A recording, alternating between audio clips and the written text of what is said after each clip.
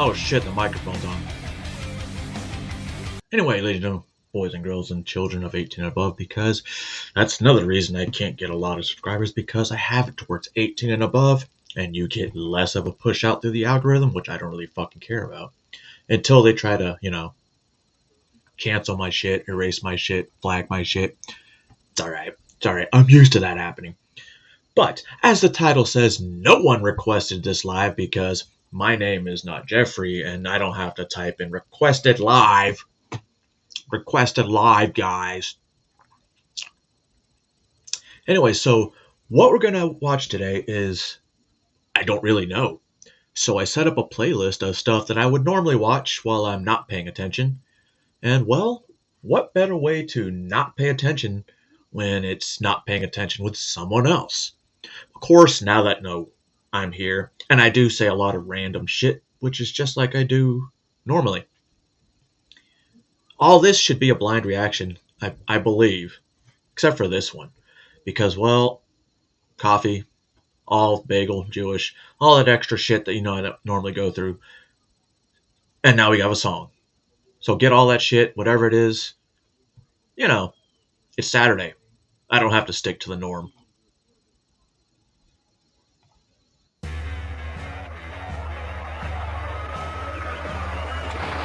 Not enough troops to contend with the worsening security situation. He was then flown into the second tower. That is what we are hearing. Borders on the crisis in Sudan, which has left nearly 2 million people homeless, more than 70,000 dead. Sitting on my porch, sipping on Jim Beam. Read the newspaper, man, guess what I seen? Shit bad enough to make a grown man scream. And then I walk out, this is not a bad dream, man. I don't really wanna talk about it, cause every time I talk about it, I go off about it. And every time I get like that, I wanna start somebody. This world really got you thinking that you want somebody. So what, you got a gun? I don't give a fuck about it. I would take every bullet and every buck about it. So motherfucker got it better, please fuck away. Cause right now I'm feeling fuck you and fuck today. Fuck today. Fuck Or every day. gonna be alright. Fuck okay. Cause I'm feeling like I had about enough today. Yo, that lag is ridiculous. I say fuck today. Fuck today. Fuck everything gonna be alright. Fuck okay. Crazy. Anyway, so now we got that over with. First song of the day, only song of the day, and here we go. Got you there. So this is Steven Crowder, and he's going to go over the same interview I wanted to go over, but why not go over it when somebody else who's like-minded does it as well? Like me, slightly retarded, slightly vulgar, very, very dark humor, and fuck you. To Lane, Okay. Sydney Sweeney. He believes that God has created no finer woman. Yeah, it's And I think but let's set this up. Celebrity pandering. And this y'all is why see that this is so shirt? refreshing. I thought about this. I have seen this one. But wait till they see Fat Boy's shirt. I want this And shirt. I think she's cute. Look at that. Little Debbie. Remember when I came up with Big Deborah? The sister? Fuck yeah, dude. See? Great minds think alike. But let's set this up. Celebrity pandering. And this is why this is so refreshing. it's just Sydney like a Sweeney. Special Olympics 10. What? Is that a compliment? Is that a good thing? Is it a bad? You take it how you want. I don't know. I mean, there could be some special needs people who are really. That's kind of like when you get deployed. You have deployment 10s, and then you have stateside 5s, 4s. But me, on the other hand, I'm a special breed. I'm a special breed. really good looking. I haven't Or seen was. Was. You can What's comment up, if that's a Zippity? good thing, if it's a- I don't know. What I'll give image? her- you know what? You're first to the gulag in Yeah, my I think- country, I- Josh. No, he was complimenting her. I think it was a compliment. I am saying that she's a breath of fresh air because there was the jeans ad, and now people are trying to corner her on it, and she's responding superbly. And I have a few I don't have an theories as to image why from I you. think she is more right-leaning than people may even realize. And by the way, I appreciate that she doesn't want to talk about politics. If a celebrity wants to avoid discussing politics, and if a celebrity generally communicate something to the effect of, I don't really think it's our job to tell people what to think. They're almost invariably conservative because it can only help your career in Hollywood to be outspokenly left. If someone is reserved, it means they have to hide something in that industry. So she's a very stark contrast to the celebrity pandering. Oh, yeah, I still got which those has on my actually computer. gotten worse in recent memory. It's a staple of modern culture, especially from ladies. There are times You had to refresh my when memory. it feels a bit impossible, doesn't it? Such a wretched beast. Such a wretched beast. What a waste of a person. But some people like her. I'm not one. But there are some. To exist in a world where it feels like we can't be louder than a whisper without it making headlines. You have a There's microphone. something beautiful I remember. and You terrifying tanked your about movie. how much the world seems to care about our opinions, And you love it. while simultaneously telling us to stick to our arts. No, our we don't care creativity. about your Those opinions. movies, the movies that We never you have. know, I'm so well known for, they were very much of a time, and if you were to remake that now, I think it would have to be much more diverse. Those times were awesome. And it would have to be. They were fast times. At you Ridgemont. couldn't make a movie that white. Is Emily Ratajkowski. Yeah, it might take me a while. I saved them, but there's so many fucking folders I have to go through. I have so many zippity labeled folders.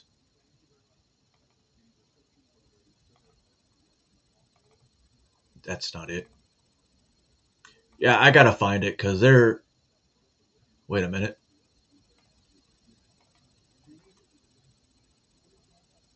Oh, Little Daniel.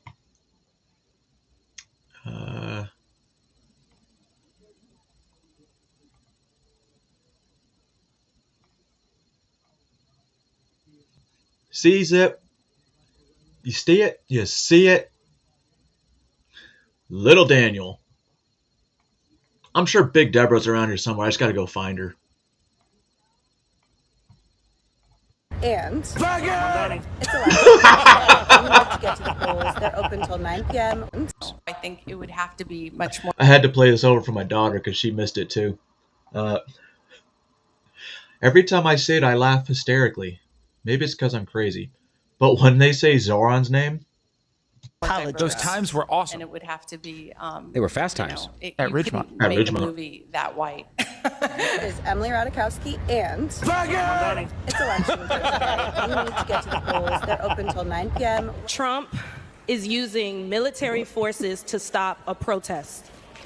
And I want y'all to consider Consider what it. kind of government it They're not appears liking to it. be when every time we exercise our democratic right to protest, the military Right. is deployed against us. every Hasn't time? art always been opinionated? Wait a minute. Every time they have a protest, the military gets called to break it up. How dare they? How dare they? How are you going to break up a protest with a National Guard? They're trying to protest, what they believe in. Kind of like January 6th. Oh, whoa! Can I make that correlation with that? Is that allowed? Has it always held perspective, experience? Wasn't it always but you're an meant actor, to not an be artist. this way, to shift the worldview? No, those movies are really, really very white, and they don't really represent. What's up, Jennifer? What it is to be a teenager in a school in America today. I don't think. Yeah. Couldn't make those movies the way they used to. And Hollywood, by the way, is listening, as seen by the new remake of Say Anything. Lick you from your head to your toes, and I wanna move from the bed down to the floor, and I wanna you make it so good I don't wanna leave, but I gotta know what's your fantasy. My daughter only knows that as a meme. The boombox. And she was wondering, why don't I make boomboxes like that anymore? Also, that includes a gang initiation. John Cusack runs over a kid. Molly Ringwald's talking about, there should have been more diverse. Do you not realize that your role is the one that is the black lesbian? Pretty much. Yeah, you're the one who gets replaced. You're the one who gets replaced. Yeah, you have no career if that's how very, it goes very down. quickly because you existed as an actress pre-Invisalign. Mm-hmm. So it's time for Entertainment Minute.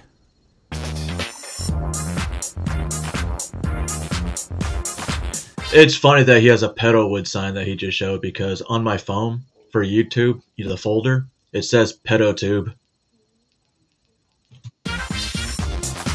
When they kicked me off because it's calling them pedos. And as always, the references are available in the description. Look, I want you to just try and notice a pattern here because we're going to show you a few clips. Notice the similarities between the interviewers. And I'm going to ask Toolman to pause it really quickly on the outset. But this is an interview with GQ where they immediately tried to press Sydney Sweeney. Of course, they have to on politics. You have become very swept up in politics. That lady is interviewing Sydney Sweeney for Gentleman's Quarterly. Yes, a gentleman always likes a lady with her shoulders shrugged and her underbite prominent. Right. I like her bowl cut wearing the felt on the bottom of my She looks humidor. like an evil Jew. Do you like how her head is crooked? Yes. Just like a man asked. Do you like how she's plain with nothing to highlight her sexually attractive features? Now, let's play this. And just remember, Gentleman's Quarterly, and you wonder why She's kind of got the facial features of a gargoyle. No one is subscribing to these magazines anymore. And so I wondered if that has surprised you as you put your ideas and yourself into art, not commentary. Oh, I'm commentary, guys. I've always believed that I'm not here to tell people what to think. Bro, hold on. I forgot about this part. Listen to what Sweeney says. And ask me, does this sound familiar? I've always believed that I'm not here to tell people what to think. I'm just here to kind of open their eyes to different ideas. And so I think that's why I gravitate towards characters and stories that are complex. Y'all hear that? Did y'all hear that? Does that sound familiar? Sounds familiar to me. Complicated and are maybe morally questionable, and characters that are on the page hard to like, but then you find the humanity underneath them. And that's what I've always leaned towards. I think a lot of people feel like it's better for art if artists can keep themselves a little bit separate from politics. Yeah, I've never talked about my personal life. I know.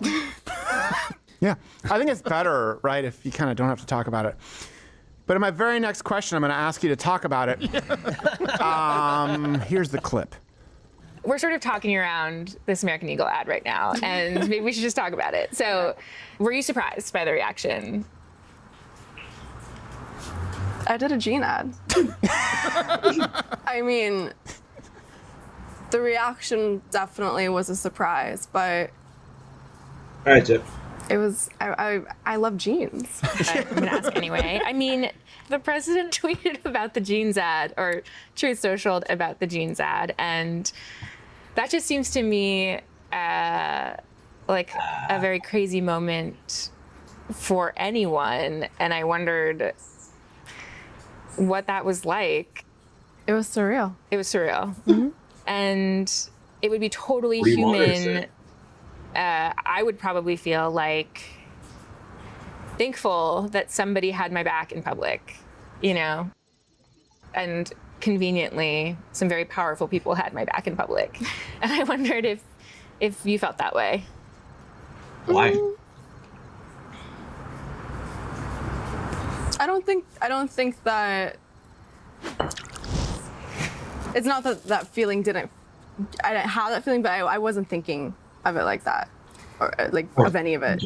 And just want to take a moment here. First off, she's a very bad interviewer, and she's particularly a bad interviewer for Gentleman's Quarterly. Igor? Yeah. But that was a character from Minecraft. Here's the other thing is, this shows the difference between misinformed and uninformed. Now, just to be fair, Sydney Sweeney is not answering in any way that's particularly impressive, and that in and of itself is impressive. She's answering like a young woman would, an average young woman of average, maybe slightly above average intelligence. She's answering like a girl. In other words, there's nothing political there. You would never, in any other era, say, wow, she's really sharp, she's a genius. She just seems like she's being friendly. She's being polite. She seems annoyed. Well, yeah, but the point is, like, you wouldn't go member of Mensa, but the lady interviewing her is not uninformed. She is misinformed. So being an average girly girl in 2025, you come across as smarter than the feminist because they actually believe mistruths, and they'll try and force you to. Isn't that just surreal? Like, I just wonder what you think about that ad and, like, the controversy. And that sounds dumber than... I don't know. When I was seeing that Sydney Sweeney ad, I wasn't thinking about, race or anything. I was like, yep. Nice jeans. I like jeans. That shows you how far they've gone. And then Stoffel, the interviewer for Gentleman's Quarterly, had to keep pushing because even though she thinks that it's better if celebrities can sort of stay out of politics, she really, really, really wanted to drag Sweeney into politics. Is there something that you want to say about the ad itself? The Sydney Sweeney has great jeans. Do you have a hunch? The ad spoke for itself. You think the ad spoke for itself? Okay. And the criticism of the content, which was basically that maybe specifically in this political climate, like white people shouldn't joke about genetic superiority. Like that was kind of like the criticism, broadly speaking. And since you are talking about this, I just wanted to give you an opportunity to talk about that specifically. I think that when Thanks for the opportunity. I have an issue that I want to speak about, people will hear.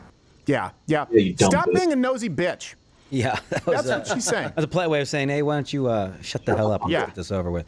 Did you notice, by the way, the entire time, I didn't watch the whole interview, but every single clip we have here, the entire time, Sydney Sweeney is looking right at her. Yeah. Right her the eyes. Right. The whole time. Mm-hmm. And the whole time she's asking her uncomfortable, unwanted questions, she's looking away, she's looking down, she's looking over. And when she looks at Sydney, she goes, like, do you want to talk about that specifically? Like, do you want to apologize? Like, do you want to tell everybody that you made a mistake and that you're bad? Someone's mistake. Right. And here's the other thing, too, that she did. She said white people shouldn't, joke about genetic superiority. This is why you don't apologize to the left. Sydney Sweeney has great genes. There's no comparison to anyone else. It didn't say superior genes to a black person, to a brown person. It didn't say superior genes to this interviewer for Gentleman's Quarterly. In other words, now it used to be, hey, you can't compare and make someone feel less than other somebody or denigrate somebody. Now you can't pay a compliment to someone if they're white.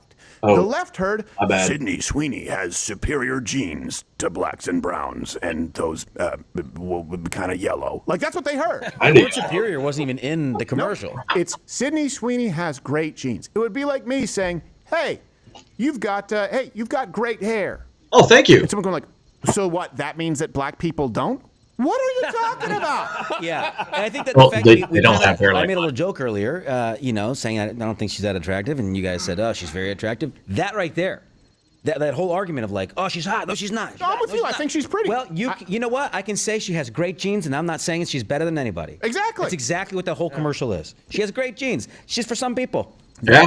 So are these genes. But the left is saying, well, first off, other people are saying, not me. Strong genes. The criticism by whom? Oh, people like you. You.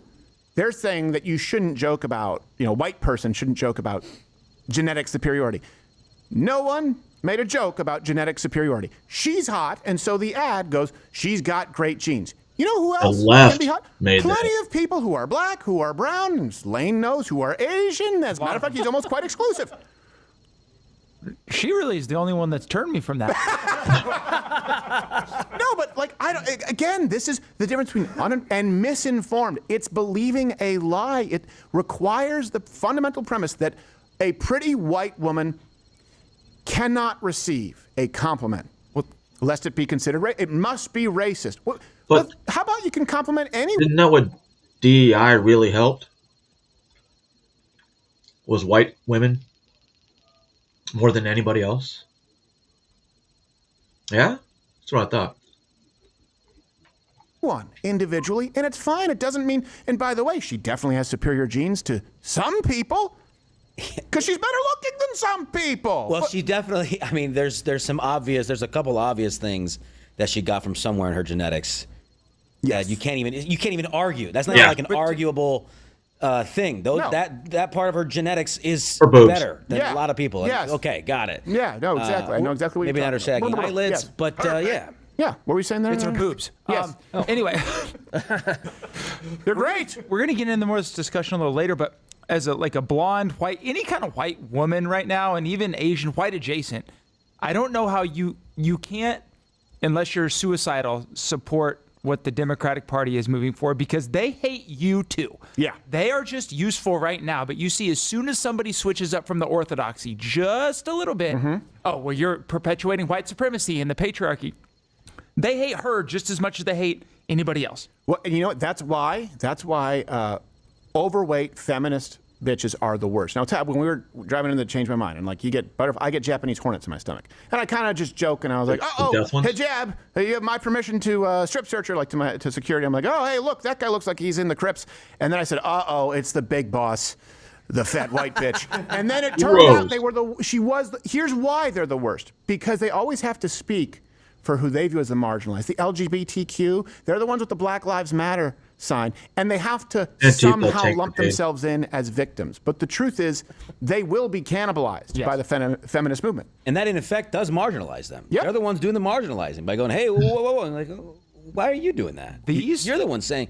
Yeah. You know what would have been funny is if Sydney Sweeney, after one of the questions, if she'd been like, well, I think you have great genes too. Right. Yeah. You think so? And she was like, I'm wearing chinos. I meant you're stupid. You have a strong male chin. Yes, you do. You have a very strong jawline. These women are a lot lower on the victim hierarchy than they want to believe, and they will be eaten up at the very first. It's a couple of years away. Yep. Look at the squad. All right, enough of that. Nope, enough of that. And people don't have unlimited. Shut up. Can't remember if I showed this yesterday, but there's a little more to the end of this between that lady that was pissed off because somebody took her VIN, and then a senator's like, how many votes does it take to fucking pass the Senate? And then now pro-Israel Rabbi Cruz chimed in as well later on. Budgets when they come buy a car, right? So they don't just go in and say, I'll take every option. Would you agree? I do agree with that. Would it surprise you that I got the VIN numbers of every one of my Democrat colleagues' vehicles and found that none of them bought any of the additional safety technologies on their cars? I did not know that, Senator. So when you are actually shopping for a car with your own money, you don't buy the technology. But we're sitting here saying that this should be mandated for everybody else's cars. And what's been the result? We drove up the price of cars, almost doubled in the last 10 years. Car prices have doubled in the last 10 years. That's why cars are now 13 years old and why the fleet is less safe. Thank you. Senator Rosen. Thank you, Mr. Chairman. And I'd like to ask unanimous consent for something to be submitted to the record, because I'd like to ask for Senator Moreno to submit to the committee how he obtained our personal VIN numbers, what he plans to do with them, and appears to be a clear overreach 100%. and violation of our privacy, and not accurate as to what he said, Congress complaining about especially about, I fucking can joke. talk about my own vehicles. And so I'm asking for unanimous consent to find out what he is trying to find out about my Your safety features. automobile ownership. VIN numbers are displayed on the windshield of the car. So I'm not going to get back and forth and use my time. So They you literally have VIN where scanners. You went into my Those are license plate garage scanners. Nope. in Las Vegas to find the VIN number on You have my a car that you drive here, or do you walk? Mr. Chairman, I'll talk to you after, but I do not No. have a car that I drive here, sir. You drive in a car here? That is my staff's car. So you're not concerned about your staff safety? I am not going to get back and forth with you. I am just telling you that I'm Right, asking own it. unanimous consent that for you to submit to this committee what VIN numbers you have, whose VIN. privacy you violated, and what you plan to do with it. That's all. I'd like to move on to international tourism now. Thank you. Senator Moreno has asked for a moment.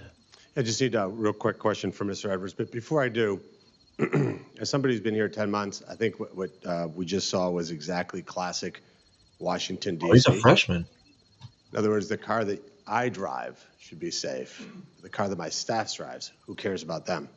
I get a paycheck. I object to you stalking my car Oh, and my staff for to sake. find the VIN numbers to present to this committee What are you doing there? What are you going to do with them? It's an invasion of our privacy. If you came and asked me for my VIN, I will tell you what I have in my car. It's visible from the outside of the car. So you went and followed me. You went and followed me to see who drives me Can I reclaim my time and here? write down their VIN number. You interrupted me. You're attacking me. You watched me go to see who drives me, writing down their VIN number. So you could find out what they have. That seems a little creepy. Just to expose the hypocrisy. Much like, for example, expose the hypocrisy. That you get Come paid. and ask You me get about my you car. get a paycheck, but you walk by. You get a paycheck. I'm donating my paycheck, sir, and I would have I'd like to to say that's true. What do you say to them? to give What do you say to the staff? What do you say to the TSA workers? What do you say to the air traffic controllers? What do you I say am to the saying military? to you What is do you this say is to a the Capitol Republican Police? shutdown, my friend. You are in control of the White House. You are in control of the House, and you are in control of the Senate. Does it and take if you 60 went votes? home Does to it a take 60 food bank instead of going to Mar-a-Lago Does it to take 60 eat votes? at a gold-plated dinner You mad you while weren't people are invited? starving, you might see and hear your Mad you weren't message, invited? sir. You are blind to the suffering Crybaby of your little people. Karen bitch. Does it take 60 votes? You listening and coming to the table So to it have a does take discussion. 60 votes. Yo, he legit asked a question that makes sense. And what do? You deflect. You deflect. You want to have this? Come talk to me in private, No. sir. So it does take 60 votes, for the record, just so that we're clear on the report. And now Rabbi there's no Cruz. misinformation. It does take. Back to you, Mr. Edwards. Well, if Senator Moreno would be open perhaps to a couple of questions, just to clarify the record, because we had a bit of Washington play acting just a moment ago. Senator Moreno, is it accurate that you and virtually every other Republican have voted 14 times to reopen the government?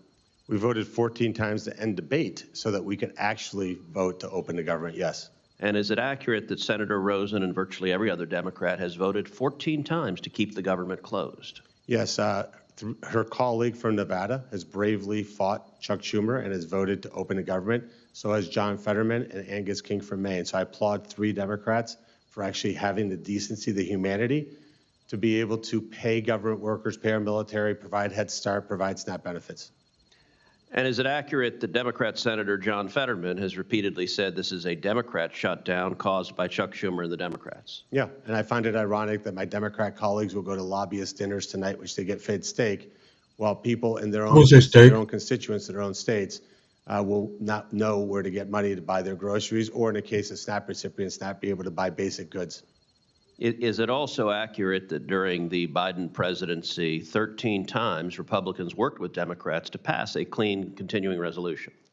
You would know better, Chairman, but I don't think there's ever been a time in U.S. history where a clean continuing resolution has been voted down by either party. And is it accurate as well that CNN has fact-checked multiple Democrats who have insisted this is not a clean CR, and CNN, sometimes called the Clinton News Network, sometimes called the Communist News Network, has fact-checked the Democrats and said, no, this is in fact a clean CR that your party is voting against? Yes, although I do wonder whether they've actually read the legislation, because that evidently is something that's optional. But I would assume if they have read it or took the time to read it, they'd realize it's their budget that they passed, and they're blocking this through a procedural technicality that prohibits us from actually taking a vote to reopen the government. The record will reflect that every one of the questions we just engaged in is objectively true, and it says something that not a single Democrat is here to contest it, that their approach to this is instead. All right, Rabbi Cruz. Speaking of government shutdown, Senator, what will it take for you? Nick Shirley decided he wanted to approach some of these senators. What's up, buddy? And see what they were saying about the government shutdown and who they're blaming. Capitol. And so right now you have some Democrats outside of the Capitol building right now. They're doing a press conference and they're blaming the government shutdown on Donald Trump. And their signs say, "Stop healthcare heist. Billionaires got richer. Americans get sicker." So they're blaming the shutdown on President Trump. And if Democrats and Republicans don't come to agreements right now, what's going to happen is premiums are going to go up. What Donald Trump is saying is that they need to pass whatever they're trying to pass, and then they'll talk and they'll be able to negotiate it out. But Democrats want to keep the Affordable Care Act, Obamacare, in place before premiums do go up on Americans. In simplest terms for the American people, can you explain why the government is shut down? Because Mike Johnson won't negotiate, and John Thune won't negotiate, and Trump won't allow us to save health care for the American people. Look, right now we have some people getting angry. Trump's not doing anything. He's not supposed to, because he's the one that just approves it. It's people like you. Jalalapalala. Are you a Republican or Democrat, sir? I'm a Republican, yeah. Republican, sir. Look at right now we have some people yelling at right now because of the current Yo, state of look at government. dressed like a fucking. What are you trying to be? And sir, do you think there's anything the Republicans and Democrats can do to reopen the government? Yeah, well, they should. We need the votes of the Democrats in the Senate to have closure, and Right. so that we can open up the government. That's what we need to do. Open the government, and then let's get back to work. I just talked to this lady over here. She said she's also works here in the government. She said it's on the fault of the Republicans here not opening the government and blaming Trump for not negotiating or not talking. No, look, we voted 13 times to keep the government open during the Biden years. Right. We didn't put any requirements on that. We just kept the government open, even though there was a bunch of stuff that they did. Excuse me, I'm talking, okay? Wow, look at some hostility out here outside of Are the you Capitol. guys Look, we voted 13 times to keep the government open, even during the Biden years. Even though we did not agree with a lot of the stuff, we never kept the government as hostage. And so, open the government and let's get back to work. Government or the American people? So what are you guys yelling at this guy for? We've already told you. What? Busted ass Charlie Kirk, get out of here. I am not trying to be Charlie Kirk. I'm asking you guys a question. You have a platform right now to voice your opinion about the government shutdown. We just talked to our representative. He says it's because the Democrats. We're not live right now. We told you yesterday. I'll bet you she doesn't wipe her ass. On the topic of the government shutdown, do you guys believe that the Democrats should vote to reopen the government? There's been over 10 votes so far. People are going to lose their health care, and people are going to die in result to that. Nobody's gonna lose health care if they reopen So the they're government. holding people accountable for. They're holding like people's health care because of the fact that if you guys want SNAP benefits, if you don't want to starve, then let's Won't take be away illegal. people's health care. No, that is not a. Why would we do that? Why are we the only first world country without health care? Do you want health care? I do want health care. Okay, do you really think it's okay that these corporations privatize health care so people cannot get the surgeries they need, the medication they need? Do you think that's okay while all these other countries have free health care? And we're and how does supposed to that be the work out, greatest man? country in the world, and yet everything is privatized. Yeah, there's definitely some stuff that's wrong with healthcare here in the Especially when you United States. realize- And you guys think that they should reopen the government so they can. A lot of the countries and other countries can fit inside one state, whether it's Texas or Alaska, and you can put numerous countries. They have less people. Except for China. Does China have free healthcare? Negotiate. They're not going Furthermore, to negotiate. They're not going to negotiate. They had all the time to negotiate. They're pushing lies. They don't need Undocumented to. people have never received assistance in this country. That is not true. So this whole propaganda that they're pushing that So, do you guys think she's ever received government assistance? Just by looking at her. I mean, just by looking at her from my standpoint, she's never even been close.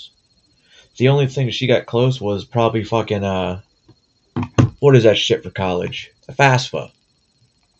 they're trying to get health care for illegal aliens. First of all, how are you going to say someone's illegal on stolen land? This was colonized land. Second of all, undocumented Colonized people people. do not receive assistance. Why is that lie continuing to be pushed?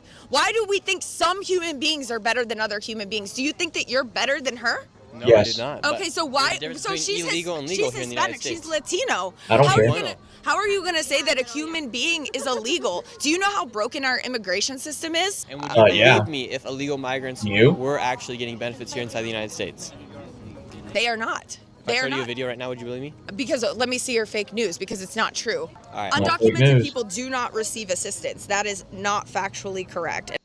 Hey, get your fucking retarded ass out of the phone and watch his video. And what the fuck are you wearing? There's no way No way you make less than $1 million a year.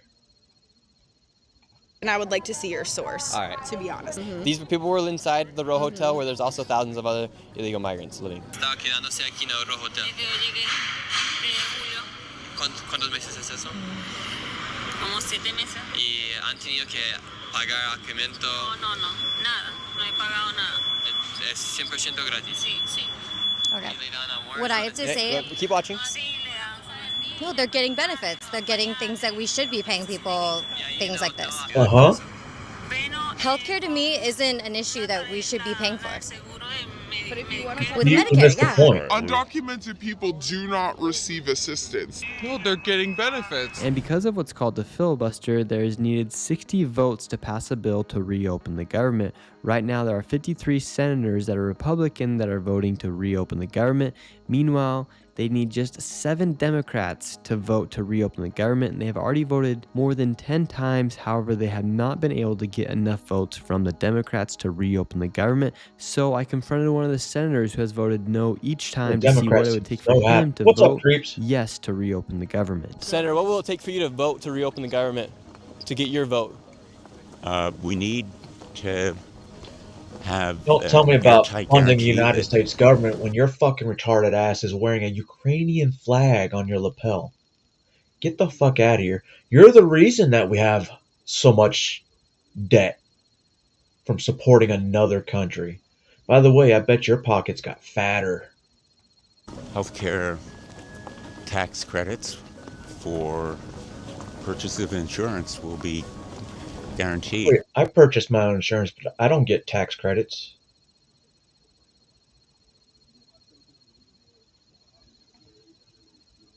A whole lot better because people realized they had to work to live. It's a whole lot better back then. But you had some guy that, and he straight up said it, he'll have them voting Democrat for the next 50 to 100 years, right?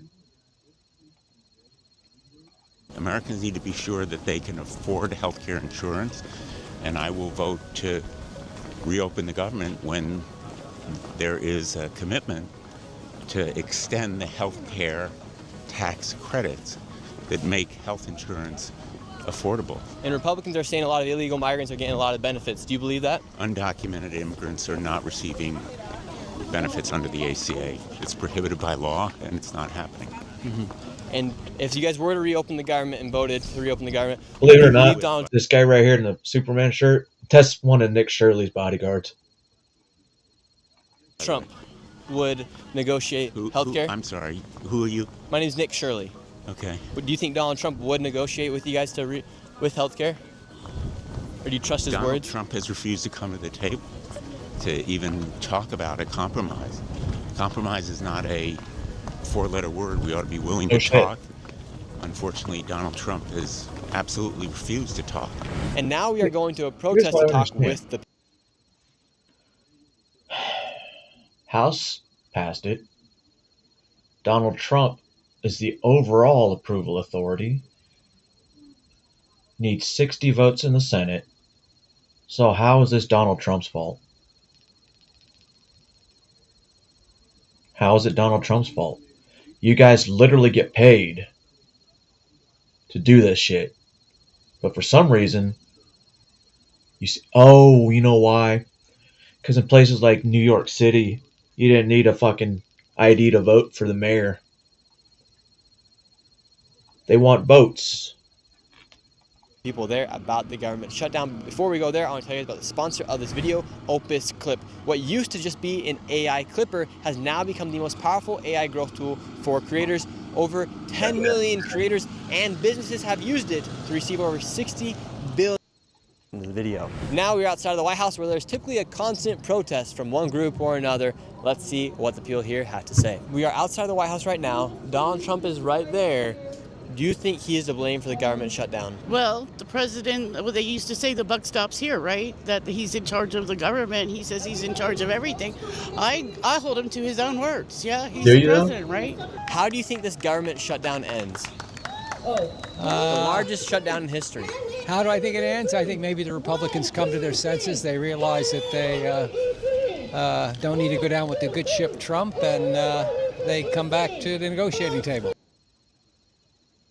Do you think Republicans are going to turn on Trump inside the Senate and the congressmen, congresswomen, everybody over at that building over the Capitol? I don't know how long it's going to take, but eventually they'll be like rats off a sinking ship. If you were a Democrat, would you vote to reopen the... If they are leaving the Republican Trump side, it's happening. Oh shit, my bad. It's already. What's up, Envy Rat? Thanks, brother. I keep forgetting it's almost Veterans Day. It's one of those days I really don't. It doesn't affect me. But appreciate you. And I lost my train of thought. It'll come back. It always does. Government, or would you stand strong with the other Democrats like Chuck Schumer?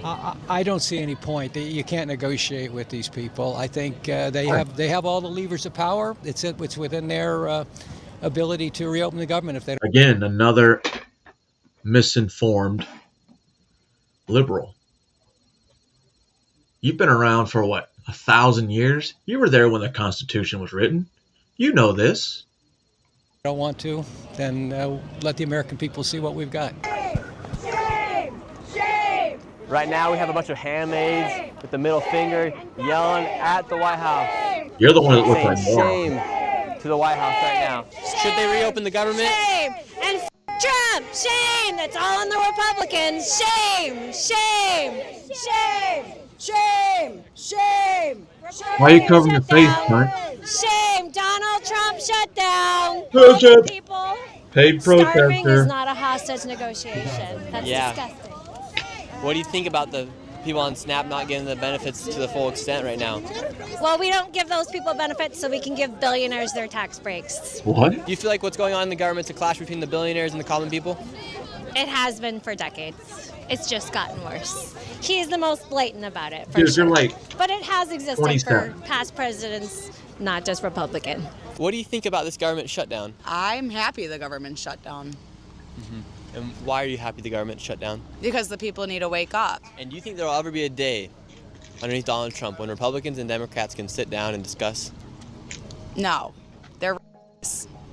And those who aren't rapists aren't really interested in discussing rape ideologies.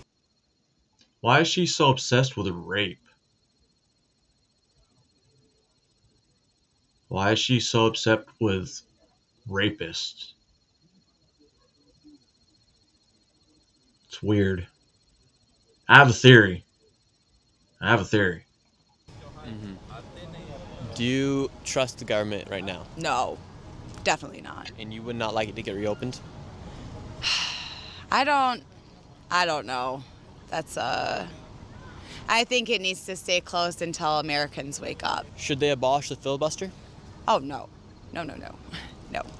That's the only thing that's saving either side. You know what I'm saying? If you don't want something to go through, the filibuster is what. She's fucking smart. Same thing I said. Don't we get rid of the filibuster? You've set a precedence that will never be changed. Helps people take more time to get more research done. With this government shutdown, AOC has been very outspoken about this shutdown. We just got access inside of this building, and we can go interview anybody. So I'm going to go straight to AOC's door and see what she has to say. Shit, Hello, she's fucking is AOC in today? She's not. She's She's in in Washington, D.C. Sorry? Is she in Washington, D.C.? AOC is not here. Dang it. All right, thank you. So we did just try to talk to AOC. She's currently not here inside Washington, D.C. Unfortunately, because of the government shutdown, a lot of these congressmen, congresswomen are not here inside of Washington, D.C. because they are not required to be here because Our fucking nation's capital, and they got fucking post-it notes all over the goddamn wall. That's... the government is currently shut down. So that's why a lot of these halls are just empty because the congressmen and congresswomen are not here. They're not getting paid. But these people should be here if they're trying to work on some sort of resolution. They are because the government's shut down, they're not getting paid. They don't technically need to be here.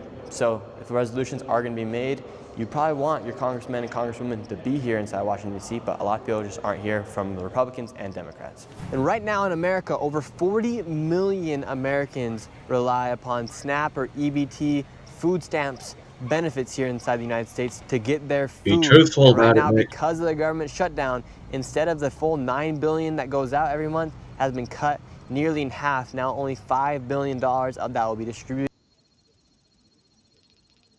$5 billion a month in SNAP benefits go out every month. Dude, that's how much we send to fucking Israel every month or year. It doesn't really matter. We're still sending billions to Israel. That's crazy.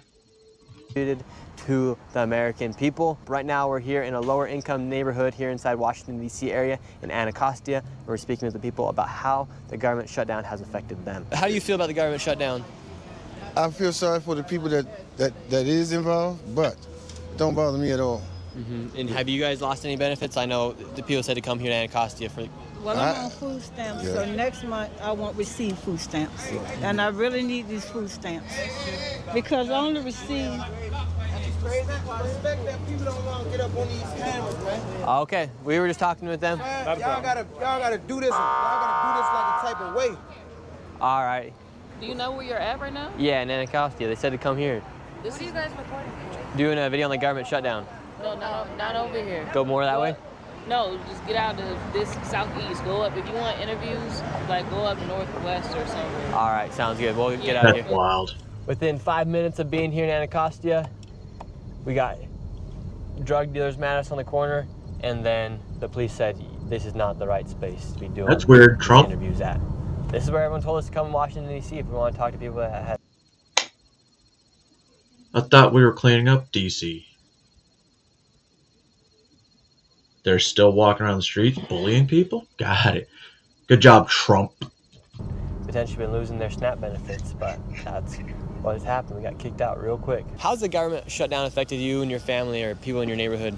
So definitely there are a number of people in my neighborhood who have been receiving food stamps and other benefits and who have been severely concerned about, Thanksgiving and just being able to provide for their families. There are a number of people who have been working who are experiencing hardship, and in a community like this where, we're in heavy pockets of communal poverty, it just calls for more violence. You heard that, right? He said even people that are working are having troubles. But they won't get the benefits because they're the ones that pay it. More of the things that we're supposedly trying to fight. So it's definitely been hard pressed and hard hit on this end. How come you feel like the government's not opening? It's the longest shutdown in U.S. history. I think we have an administrator or a president right now who's just not really to be bipartisan or work across the aisle. Unfortunately, he has his own agenda, and everyone else is paying. Right now, if you think about it, he's shutting the government down, and there are individuals who are impacted who are not eating. That's not true. If you think about it, when you think about the UN and the policies that we have in place in the UN, if a country did that where people were not eating and a leader was holding off those resources, we would have a whole different conversation. So I think it's definitely an issue. Because over 40 million people will either lose or not receive their full benefits from SNAPs this month, which is a lot of, that's over 10% of the U.S. population is dependent upon SNAP and EBT and food stamps. It's a major issue. I think financial literacy is like a bigger issue. There you go. I think sometimes, just because of responsibility. Oh no, that's another conversation, but I would say just short version, financial literacy is an issue, education is an issue. If we have those things in place, you can take $5 and turn it into $100,000 with sound financial literacy principles and discipline. How's the government shutdown affecting you and your family Don't and people tell me inside this neighborhood? It's affecting us because some people depend on food stamps and people is not working to provide for their family for the New Year's. And people really rely on food stamps because that's how they get their food for Thanksgiving and stuff like that. So are a lot of people arriving to the supermarket or to the gas station and then not being able to use their EBT cards? Is that what's happening? Yeah, because they said they're not giving out any government assistance since the government shut down. Not true. So I feel like that's a change. Do you feel like families will starve if they don't open up the government? Yes. Has your family personally been affected from the government shutdown? Hell yeah, I've been affected from the government shutdown. I'm a felon. I just came home from the feds. I'm trying to get a job. I can't even go through the programs. I went through the program as soon as the government shutdown started. They said they're not doing nothing. They said, y'all ain't heard of the government shutdown. I'm like, what y'all doing here? We consider it essential. So that's something you may not have thought about with the government shutdown. He just came out of federal prison, but now because everything federally is shut down because of the shutdown, he can't go get a job now. Well, at least he was able to get out of prison Can't get a before the job. shutdown. But long live the man, freedom, man. How's the government shutdown affecting people here inside this area, in this neighborhood? Let me tell y'all, in this particular neighborhood, Right. I would say majority of the people rely on food stamps for food, or food banks, either or both. This is Would you DC. say if the government doesn't reopen, families will go starving here inside these neighborhoods? Absolutely. Absolutely. And who are people here blaming? Are they blaming Trump? Are they blaming the Democrats?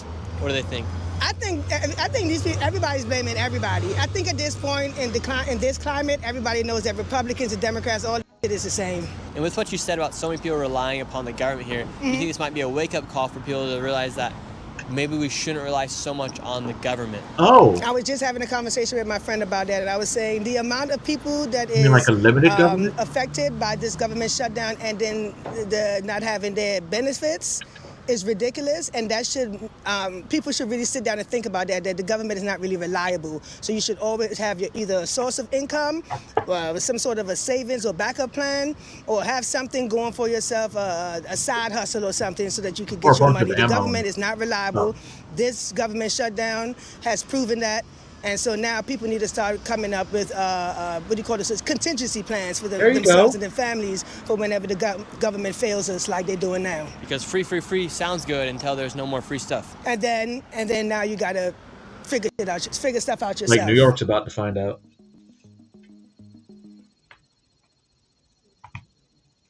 New York's about to find out. Don't worry, guys. Let's see what's next.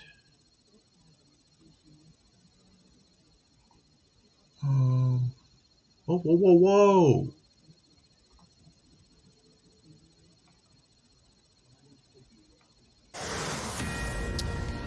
The Supreme Court granting the Trump administration's emergency appeal to temporarily block a court order to fully fund SNAP food aid payments amid the government shutdown. The order coming as So Bozeman was trying to tell them they have to release 100% of the SNAP benefits, no matter where it comes from, even though it'll only fund them for 3 weeks, 2 to 3 weeks. And the Trump administration's like, yo, we can't do this. And we all knew that it was going to go through an appeals. And this is an emergency appeal, so they don't have to release the funds. But then we're going to see how the Supreme Court takes this. We're going to see how the Supreme Court handles it.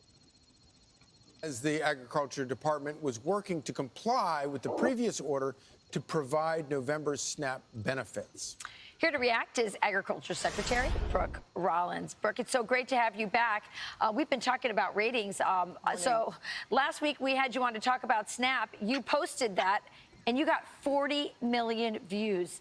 I want to ask you about what's happening with that ruling last night, but tell me why you think that went so viral.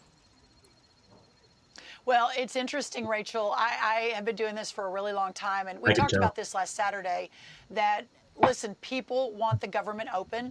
They want those who are the most vulnerable, who are hungry, to make sure that they are fed. That's the SNAP program. But within all of that, the level of fraud and corruption and double dipping and selling benefits is astounding. And I think it hit a nerve with America to have it. I do. I remember when I was in Columbus, Georgia. Somewhere between 13 and 17. I was outside of Piggly Wiggly because I'm fucking hungry. Walking inside, get out of the car, walk into the Piggly Wiggly, and this couple comes up. Hey man, you want to buy some food stamps? I'm like, why the fuck would I want to buy food stamps if I have money? Are y'all stupid? Get away from me. That was the first time I actually saw someone trying to sell me food stamps. Crazy. Our discussion, 40 million people watch it, about how corrupt the SNAP program is, how we have to fix it. I think just tells you that Americans are paying attention and they're not okay with government as usual. We need to clean the house up, and that's what we're doing. So the Center for Immigration Studies has found that anywhere from 50 to 60% of households that are headed by illegal immigrants rely on SNAP benefits and other programs similar to that. Is there a problem with that? Well, we, at almost the very beginning, I think on my first day, I sent a letter to every governor in America saying, send us your data. No illegal aliens on any SNAP or food stamp or WIC program, period, full stop. Everyone said, oh, no, we're not doing that. It is illegal. I mean, it is not allowable. However, the 29 states, mostly red states, that sent us their data, what we found was really astounding. And now we're in lawsuits to get the rest of the data so that we can work to fix this. Yo, So crazy. So the red states gave them the data, and they sound massive fraud. So what do they think they're going to find with these blue states? Wouldn't it be crazy if the money was going towards, like, Act Blue or, you know, some political action committee? No doubt that there is a massive, massive fraud in the program. But having said that, the Democrats have voted 15 times to not fund SNAP. There are legitimate families in this country that rely on that program to feed their family. We got to get the government open. Right. So, Madam Secretary, what is your reaction to this judge's ruling?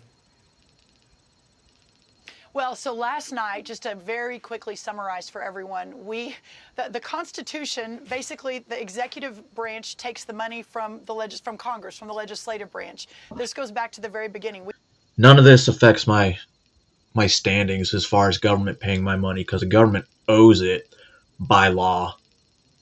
So if they don't pay us our VA disability benefits or my retirement pay, I have a lawsuit, and they will always lose. It's a law. So that's probably the best thing I have going for me. And it makes sense, honestly. They really said they'll take care of us. And our budget's already complete a year out. So all of our allocated funds from October 1st, right now, it was approved last year. So our shit's always approved a year out. The VA stays open, but the less providers, because they're government employees as well. But my VA clinics are still working. It just takes longer to get an appointment. But, I mean, it's not like it was short time to get an appointment before the shutdown. So as far as health, I get the appointments when I get them. But I also have health insurance, so I can go to another hospital. But I rarely ever go to the hospital, unless I necessarily have to. We just can't create money out of the sky. That's not how the United States work. Right. It's interesting, the No Kings rally, right? Where they said, we don't want a king in America, except now they want a king that can create money out of the sky, the clear blue sky. And so a very leftist judge in Rhode Island said, oh, go create the money, everybody, go find it. And, no worries, Andrew. I actually had to search it too. But last night, but I knew that we were allocated a year out as far as Veterans Affairs. I had to double check as far as military retirement. They cannot touch either one. No great friend of I wasn't free market and I wasn't well versed on it, so I had to go. Obviously, I read into it too, just like my daughter's VA money from their school. Constitutional government said, no, we need to stay this for 48 hours. The First Circuit needs to take another good look at this, that this probably is not constitutional. You can't just create money to fund a program that Congress refuses to fund. All right, Secretary, we want to get to this because President Trump just posted this on social media last night. It says, while cattle prices have dropped substantially, the price of box beef has gone up. Therefore, you know that something is fishy. We will get to the bottom of it very quickly. There is criminality. Those people responsible will pay a steep price. Like from Australia? We're looking at right now on our screen, I don't know if you can see it, just the increase in beef prices, for ground beef or steaks, et cetera. Everyone who goes to the grocery store knows that that's happening. So I want you to address what the president's talking about, possible collusion. Yeah, that's beef. What about the other meat? Packers. But then I also want you to address something that we've been talking a lot about on the couch, which is the over-regulation of processing, so that I don't personally want my meat brought from like these big, huge slaughterhouses and meat packing places. I mean, I don't want my meat to have steroids and antibiotics in it, but apparently, that's a little harder to get around this motherfucking place. Want it to come from a small local place, but they're over-regulated and they can't compete. So address both of those things. That's right. Well, a couple of really important points here. first that the president's promise to Americans to make America affordable again, so that you, as a mom, Rachel, of many children, myself, we are able to put the best food on the table. We can afford it. We don't have to skip over that part of the grocery store because it's too expensive. So that's the first part. The second part is that this president is so focused on American families, the American dream, and American farmers and ranchers. In the last decade, we've lost over 107,000 ranchers in this country as the entire... How many of that was lost because of China? And how many got lost because developers bought up the farm so they can plant or build more affordable housing or these factories, you know? Industry has consolidated. And what the president was talking about yesterday is 85% of our beef in America. Right.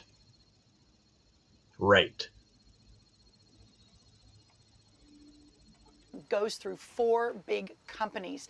2 of those are not even American-owned companies. Yep. So these are massive policy challenges. How much we pay for our beef, where it's sourced from, and whether we've got a national security issue on our hands, right? If you can't feed yourself, you're not secure as a nation. So that's what the president is really focusing on yesterday. I've got like a butcher in the next town over. I think it's really, really important. Rachel, to your point, you and I have talked a lot about this, the Make America Healthy Again, how we get better, more nutritious foods. The fact that a cattle rancher in Virginia... How do we get better, more nutritious foods? Get rid of fucking preservatives. Not all of them. Get rid of processed foods. That's a hell of a concept.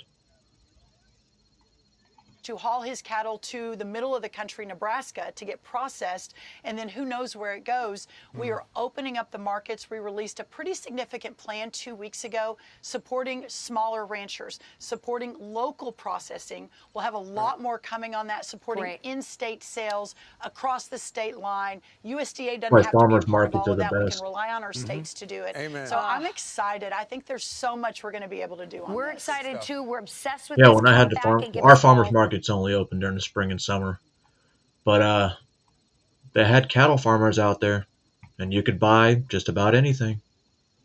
The updates, we want them. Thank you, Madam Secretary. I will. Thank you. You're welcome. You're welcome. Thank you, Madam Secretary. You're just so happy to be on TV. Did you see that? She looks so fucking excited. Where was I at? Massive fraud.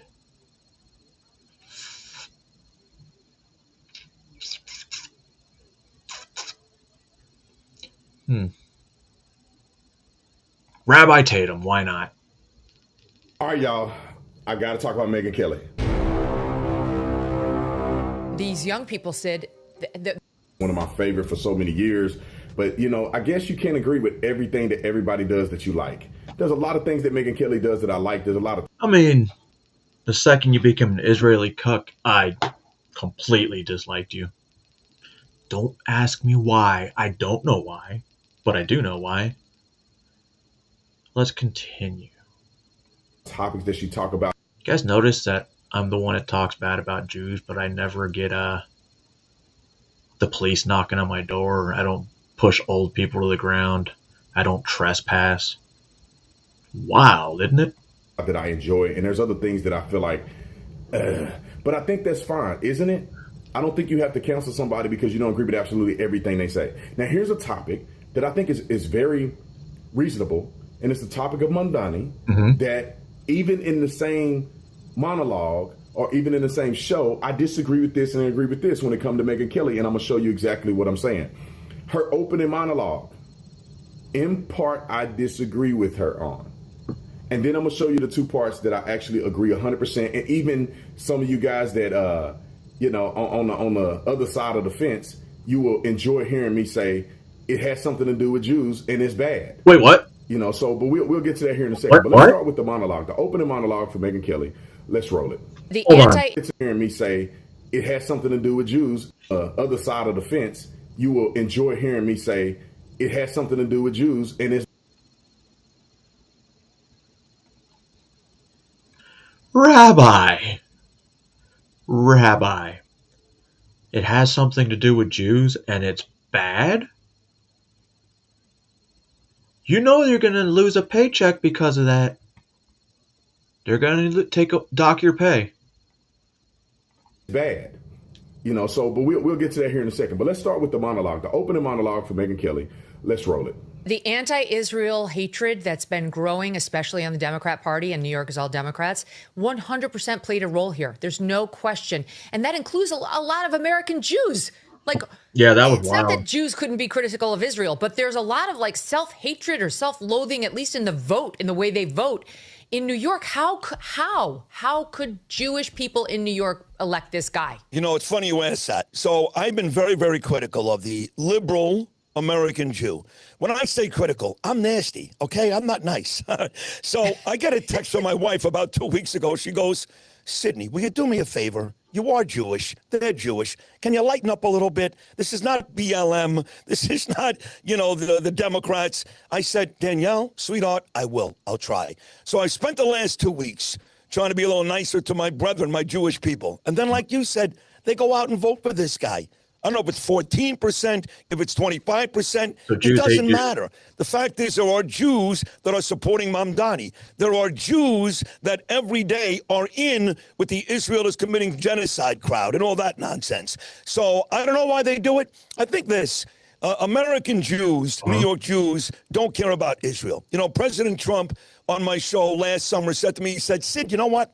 15 years ago, the lobby that was the strongest in D.C.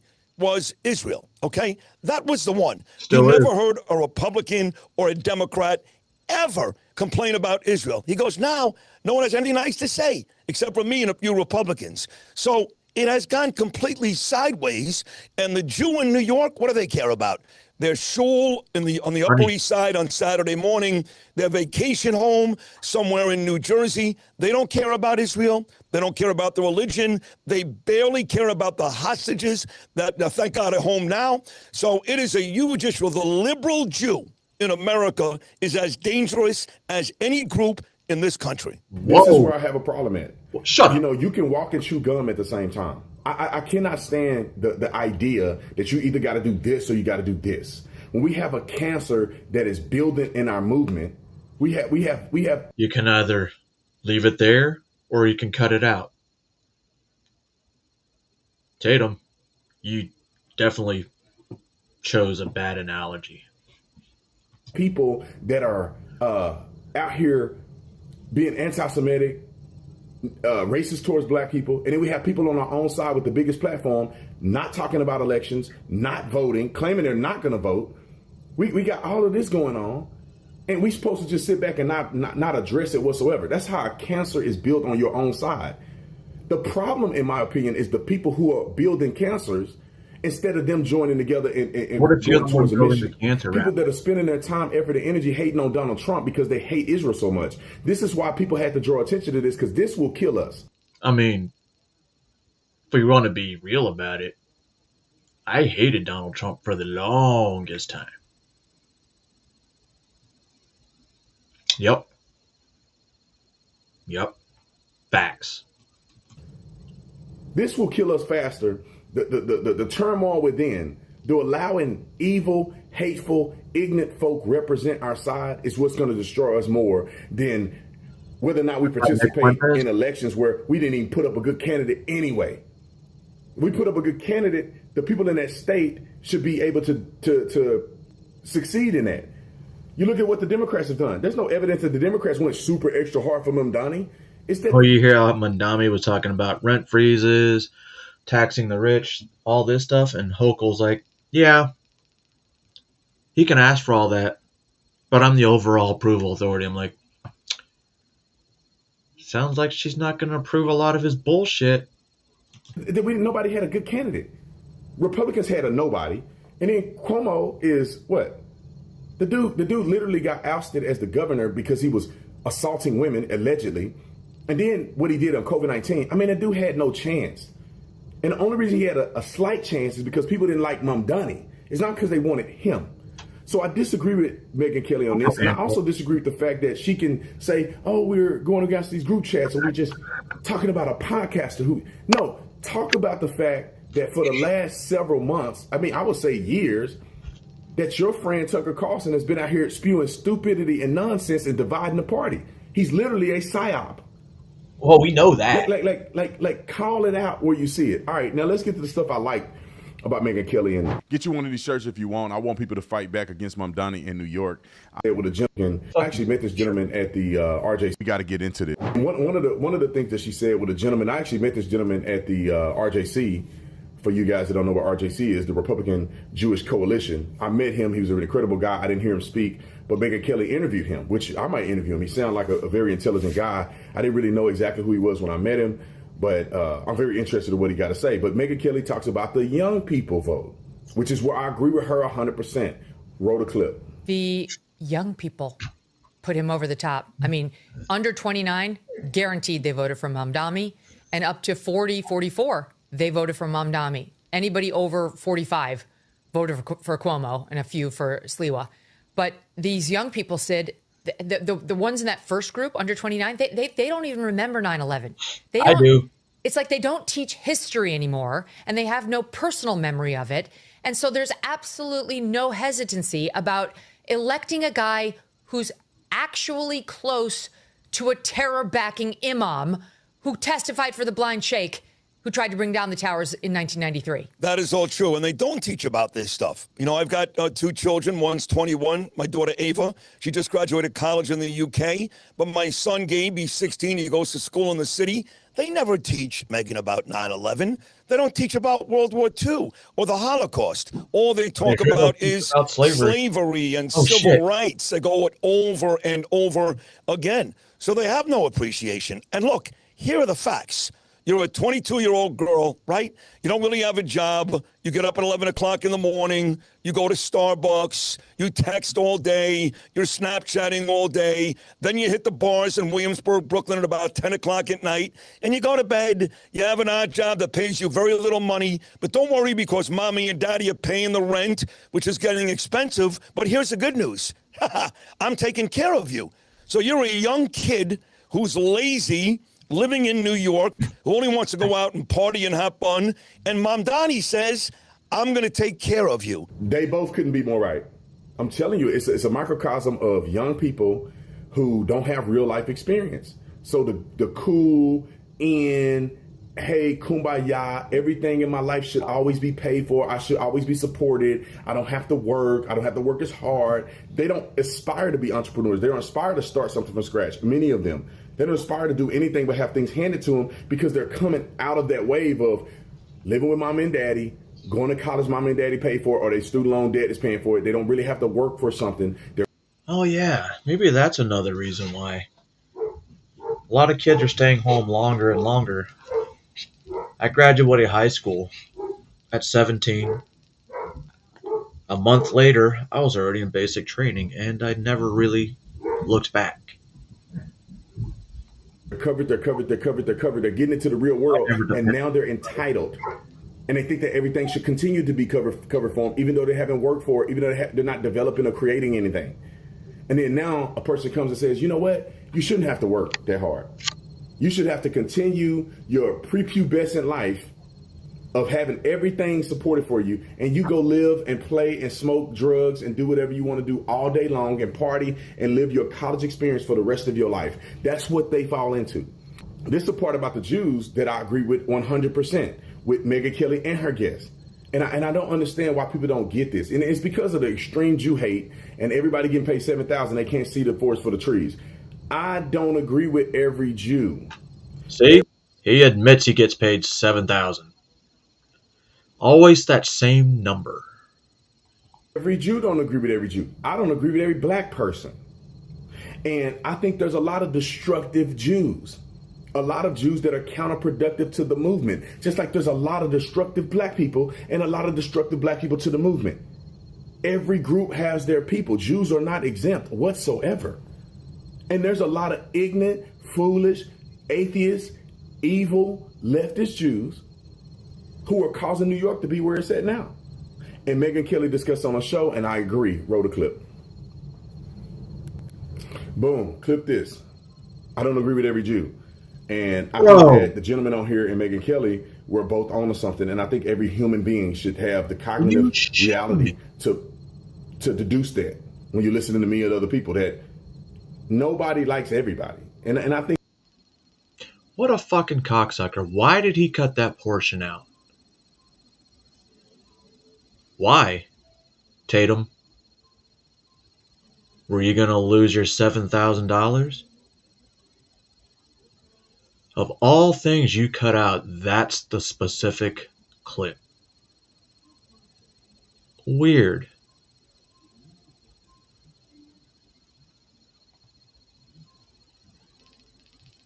Now, while all of this stuff is going on, you have Ben Shapiro blasts dishonest Tucker Carlson for normalizing Nazism by hosting white nationalist Nick Fuentes. Why would he ever have Nick Fuentes on his podcast? To create an open dialogue. Anybody ever doing such a thing? But what is this right here, Rob? This is Ben Shapiro. Okay, go for it. Hey, folks, I want to do. Why would anybody have this guy on their podcast? I was very close to Charlie Kirk. Well, you do know Charlie Kirk wanted open dialogue, right? Oh, yeah, but it's different because this guy is a known Nazi supporter. All right, you're Jewish. It doesn't matter. We're the God's chosen people. Not my gods.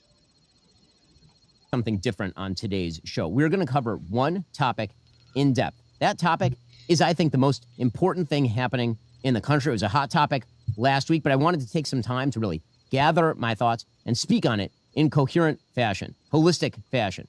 That topic is the fragmentation of the political right. That fragmentation is being caused purposefully by a splinter faction of people led by a young man named Nick Fuentes. They call themselves the Groypers. They are white supremacists. They hate women, Jews, Hindus, many types of Christians, brown people of a wide variety of backgrounds, blacks, America's foreign policy, and America's Constitution. They admire Hitler and Stalin. And that splinter faction is now being facilitated and normalized within the mainstream Republican Party. The main agent in that normalization is Tucker Carlson, who is an intellectual coward, a dishonest interlocutor, and a terrible friend.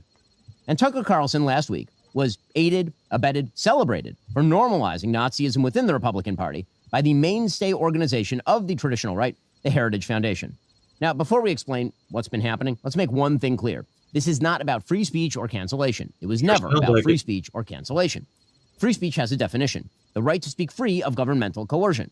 I believe in it, of course. I've always defended it. Criticism of bad speech is, in fact, just a form of free speech. But remember, Pam Bondi says if you say anything remotely anti-Semitic, that she will come after you. And she will arrest you. Remember that? Dude, he just looks like an evil villain right there. Right? Tell me you want to trust that guy. Yeah, tell me he looks trustworthy.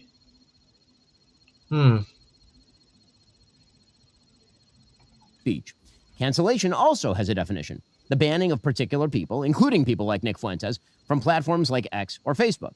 I believe that Nick Fuentes is odious and despicable, but I've never called for his cancellation, and in fact, I've called for his restoration to those services, despite the fact that I think he's odious and despicable. So you're mad he went on not cancellation to draw moral lines between viewpoints. In fact, we used to call that one of the key aspects of conservatism. It is not cancellation to refuse to signal boost Hitler's supporters like Nick Fuentes. It is not cancellation to criticize Tucker Carlson. You can pause it right there. Okay, Adam, go ahead. No, I'm pulling something up. Go ahead. No, it's your story. It's your name. Gotcha. Go ahead. I'm just grabbing someone thing. So when Ben called, by the way, Rob, I sent you a clip. That's what I was waiting on, and I'll get back to that in a second. When Ben called Tucker Carlson a intellectual coward, dishonest interlocutor, and terrible friend, you know what stuck out to me? The terrible friend part. Because I'm totally an advocate of free speech. We've had Nick Fuentes here. I mean, I've received so much criticism for shaking Nick's hand, playing basketball with Nick. What's weird is I get along with Nick. You've seen this. Do I disagree on his judgment of Jews and Israel and blacks and immigrants? Of course. Any reasonable person would draw those conclusions. But is there a sliver of truth in what he's saying? Of course. Because otherwise, why would people resonate with this? The terrible friend to me thing is what pains me. You mean to tell me you're going to have Tucker Carlson, you're going to have Nick Fuentes on, who in many ways made his name shitting on Charlie Kirk, And not even a little bit. Who you The talking entire thing. Nick Fuentes Oh, okay, yeah. made a living on shitting on Charlie. And for Tucker to not even mention it once, not even like, hey, listen, as you know, Charlie was a friend. Tucker spoke at Charlie's funeral. How many people spoke at Charlie's funeral? 20, maybe, in the world? To not even mention, hey, I really don't like that. I don't like what you did there. I hear you. But to not even mention it, it's so weak and cowardly to me. Okay, moving on. It seems like it would be a If perfect someone tells me, question off camera. hey, I'm a huge fan of Hitler, I'll be like, oh, okay, cool. No follow-up questions, but not one. Oh, by the way, I remember December 19th is a great day for me. What's December 19th? Stalin's birthday. December 18th. So, oh, my bad. Okay, we'll circle back to that. Hey, Tucker, you never circle. But you literally have stoners across America celebrating Hitler's birthday. And the Columbine attacks. Oh no. Oh no. Hitler's birthday? Circled back, buddy, and you were never planning on circling back. So to me, I said this 3 months ago. Yeah. If I had to pick who actually I trust more to believe in what they believe in, Nick Fuentes or Tucker Carlson, give me Nick Fuentes all day. I think Tucker's an actor. I think he's a faker. And I think he's a gaslighter. That's my opinion. Come at me. What's this all clip? good. This clip is from Dinesh D'Souza. He's been on the show. This is his opinion on Tucker Carlson and Candace Owens. Go ahead. Tucker doesn't even purport to be knowledgeable about anything. So as a result, what Tucker says is, I will develop a ventriloquist style. I have strong opinions, but I don't want to defend any of them. So I will set up a structure in which I bring in sources. So they're all gonna criticize Nick or Tucker Carlson for, not talking about shit like that. But he platformed them. Dinesh, would you be willing to have an open dialogue? No? Shut your mouth. Fucking, Jew boy. Would you have an open dialogue with him? No? Then shut your fucking mouth. You're being an armchair quarterback, and isn't that what people hate? Or Monday morning quarterback? Something like that. Often rather dubious sources, people you've never heard of. The nun with the mustache, some disgraced academic. And what I'll do is I will ask sort of leading questions in which is embedded an answer, my answer, but it framed as a question. You then will blurt out the obvious implications of the question, giving me the answer I expected, but I will pretend to be thunderstruck by it. It's an epiphany. It's a new revelation. People have been suppressing this kind of thinking for decades. This is a shtick.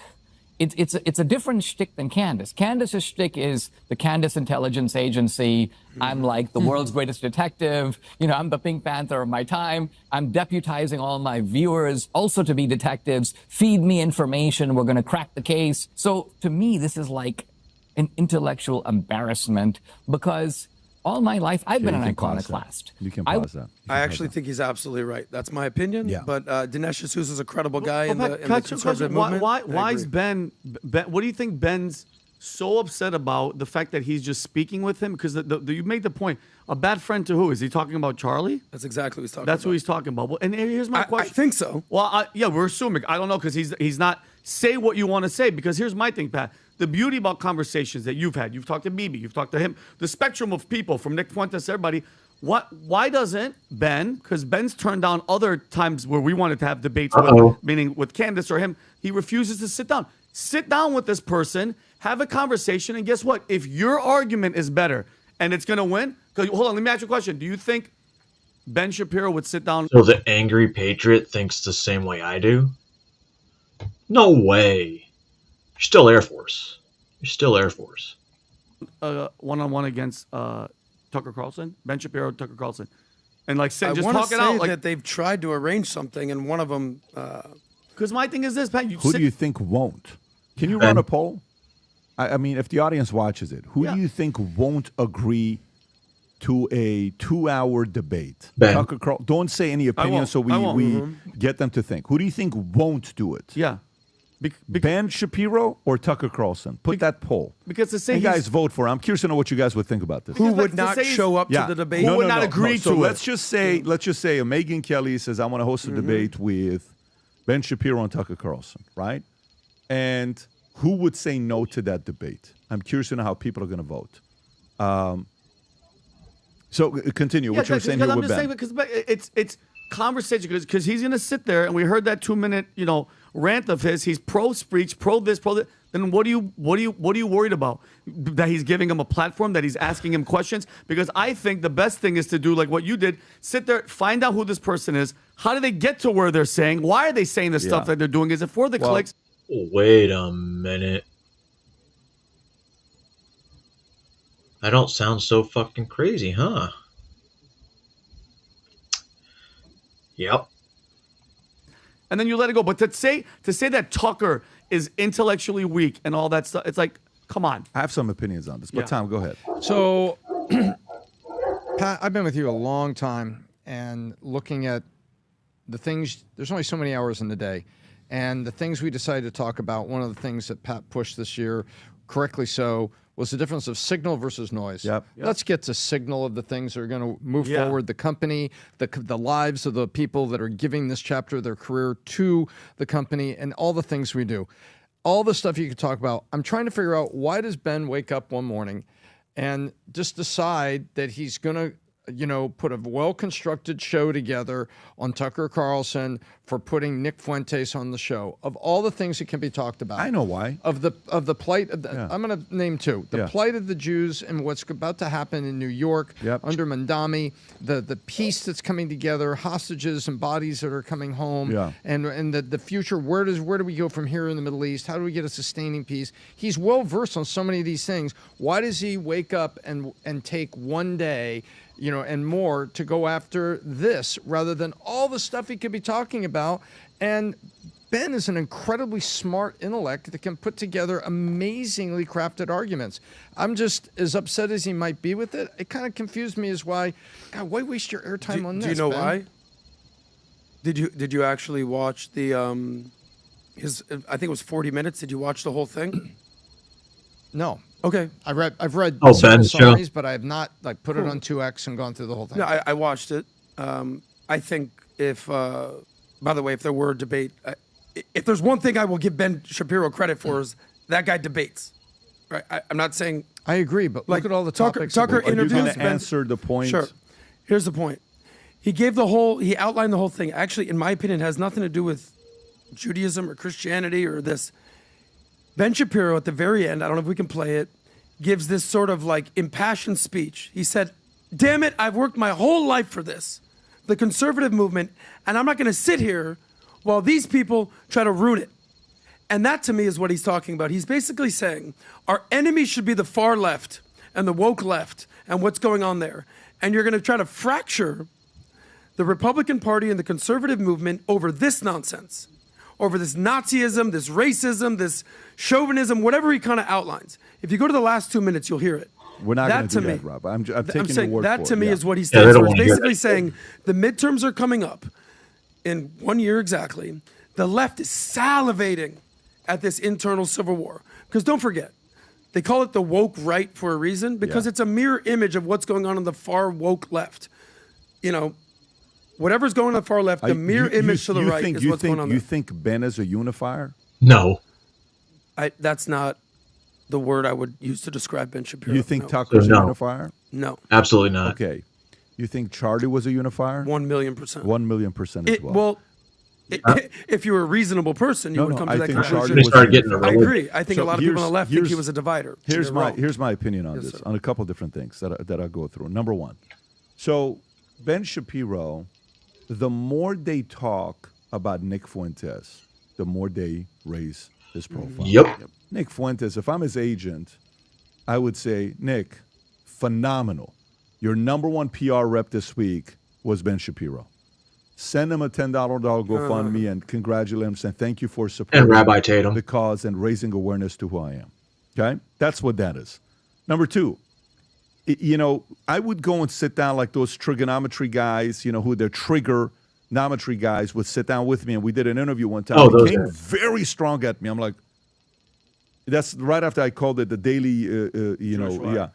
And I'm like, Constantine did? Yeah. And I'm like, oh, I got you. And I corrected him. I said, no, qualified words. He said, I'm sorry, I did. Yeah. I said, so I don't like, so then I'm like, okay, I got what's going on. Because again, I'm not in this community. Yeah.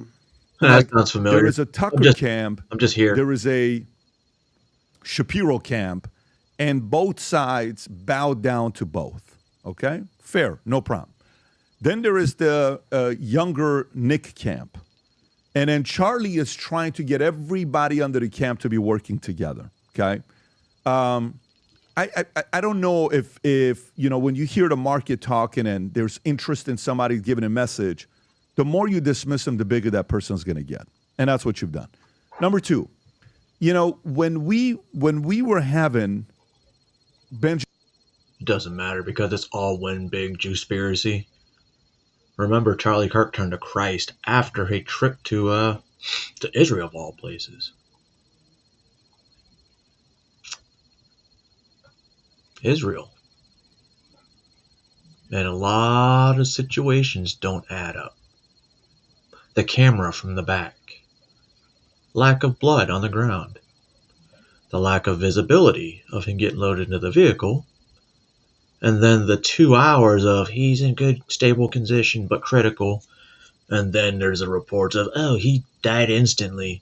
And then, there's the Prime Minister of Israel saying, my condolences to the passing of Charlie Kirk, or something to that matter, about an hour before Donald Trump let it loose, while everyone else was thinking he was still in stable, critical condition.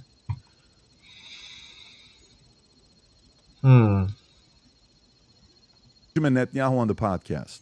I knew what was going to happen. And I'm not even going to say what some of the stuff happened to us the last 6 weeks, because I don't even want to advertise what happened the last 6 weeks. I don't want anybody to talk about what happened last 6 weeks. It's no one's business. We're going through it, okay? So when we had Bibi, I would say death threats at an all-time high, no question, when Bibi came up. Then they agree, all right, Ben wants to come on the podcast. Then when I said, I want to have Nick on, I looked at the booking team.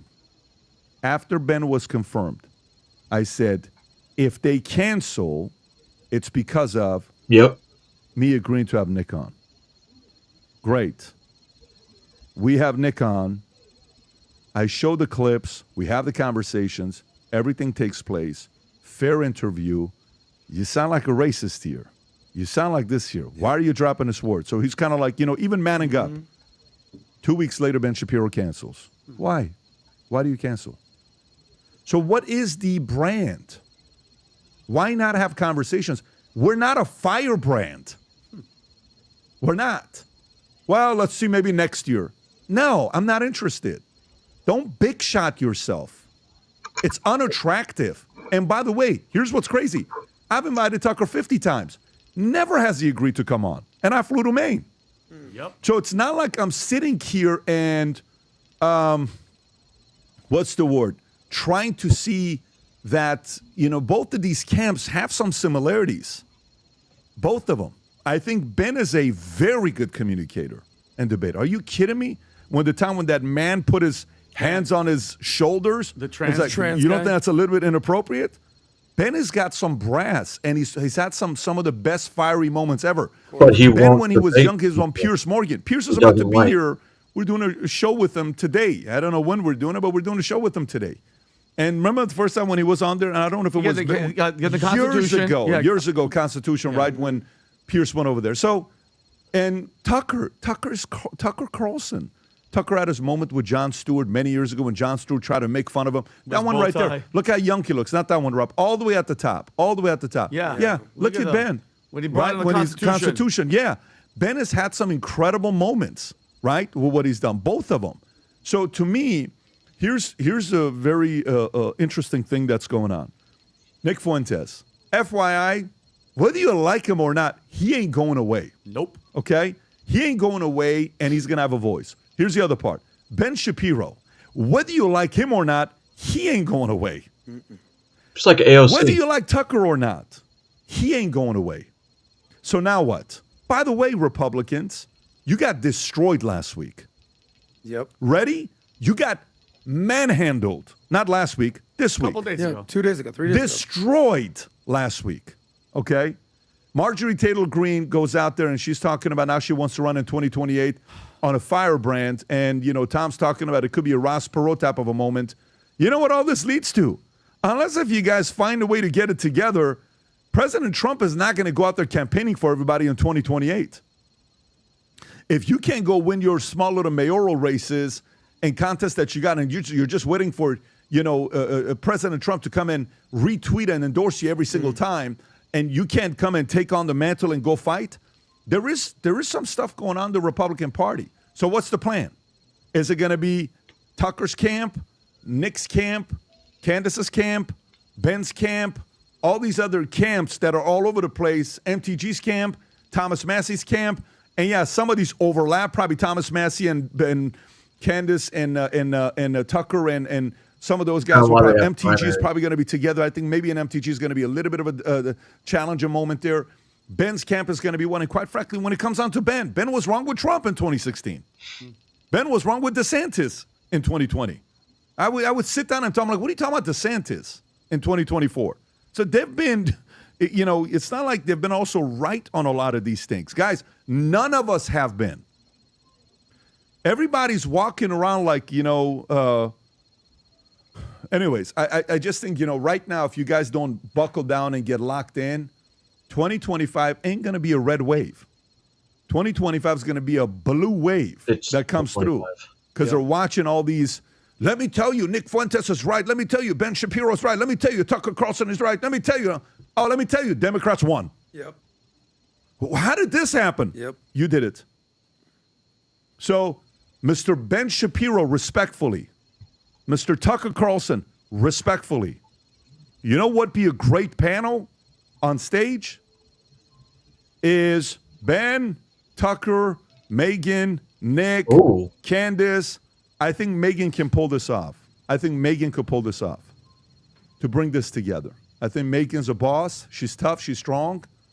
And she's been around. The reason why I think she's the one that could pull it off is because she was the face. She was like, she killed it on Fox, crushed, and she's doing great with her podcast. So she has the mainstream and the podcast victory. I think Megan could pull off something like this to bring everyone together. Because at this point of the game, you know, Ben's, you know, of course he's going to be loyal to Israel.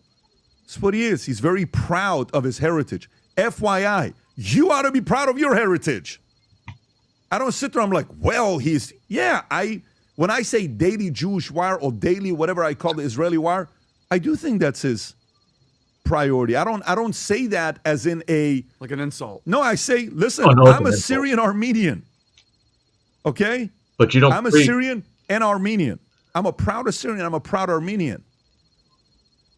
But, you know, born in Iran, made in America, without America, I don't have the life that I have today. Are you kidding me? But I understand some of the affinity. I understand if Nick goes after, you know, Tucker's dad, you know, Tucker's going to invite him to say, hey, man, listen, this is one thing I don't like when you go after my dad. His dad's his hero. I understand Tucker. But I also understand Nick, who's on the outside, is like, you guys not going to give me attention? I'm going to effing come after you guys like a freaking gangster, and I'm going to pull up a Tupac, hit him up. I'm going to destroy all of you guys. That's Nick. Nick is Tupac.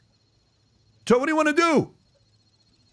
What do you want to do? You want to do an East Coast, West Coast type of situation? Is that what you want? Really? Is that what you want? Because I think right now what Ben talked about is he's spending millions of dollars a year on security. Why? Who's creating it? Who's causing it? In Nashville. I don't, you know, this isn't healthy. So for me, I love the debate. Keep the debate. I love all of that stuff. But did you see what Megan said about this? No, what did she say? She addressed this. She actually had Matt Walsh on her podcast. They spoke for a full-on hour. And what was the consensus? What did they say? So it was very interesting because she says, I'm friends with Ben Shapiro. I'm friends with Tucker Carlson. She's the right person. And then she's speaking with Matt Walsh of the Daily Wire. It was very interesting, his perspective. You know what he said? Yeah. About Ben, Israel, whatever. He goes, yeah, I don't care. I care about America. That's my opinion. That's been my position for 10 years. He goes, I don't care. So then for but me, Megyn is, I think, someone that can pull this off. I think Megyn is somebody that can pull this off because Megyn has Tucker's respect. That's why. Because Tucker respects the Fox News alum. This one I found very, this will be the last one. But I had to play this one. Let's move on to the next. I haven't seen it, but it's kind of interesting that if this is true, that James Comey offered Epstein a plea deal, to implicate Trump. Next story. Next story I want to go to is Jeffrey Epstein. Pretty rough day when this guy, what's his name? Andrew? Is that the one that we're talking about? Jeffrey Epstein. Oh, no, this is a different story. Jeffrey Epstein, folks, watch this here. Kind of weird. Vinny, I'm going to come to you with this one. Yes, sir. Claimed Maureen Comey, the daughter of 8647 James Comey, okay, who thought it was just nice seashells. Didn't know what it means. Nothing. Director of FBI, he didn't know what 8647 meant. It's just nice seashells on the beach, right? Jeffrey Epstein claimed Maureen Comey would let him free if he implicated Trump. Ex-cellmate said. What? Huh. Now, let me read this to you. What is this guy talking about? Jeffrey Epstein claimed New York federal prosecutors told him he could walk free if he agreed to implicate Trump, according to his ex-cellmate. After his arrest on child sex trafficking in July of 19, Epstein was transferred to the Metropolitan Correctional Center in Manhattan, where he shared a cell with a ex-cop, Nicholas Tartaglino, who was awaiting trial before being convicted on quadruple murder charge. Tartaglione, that's a 4.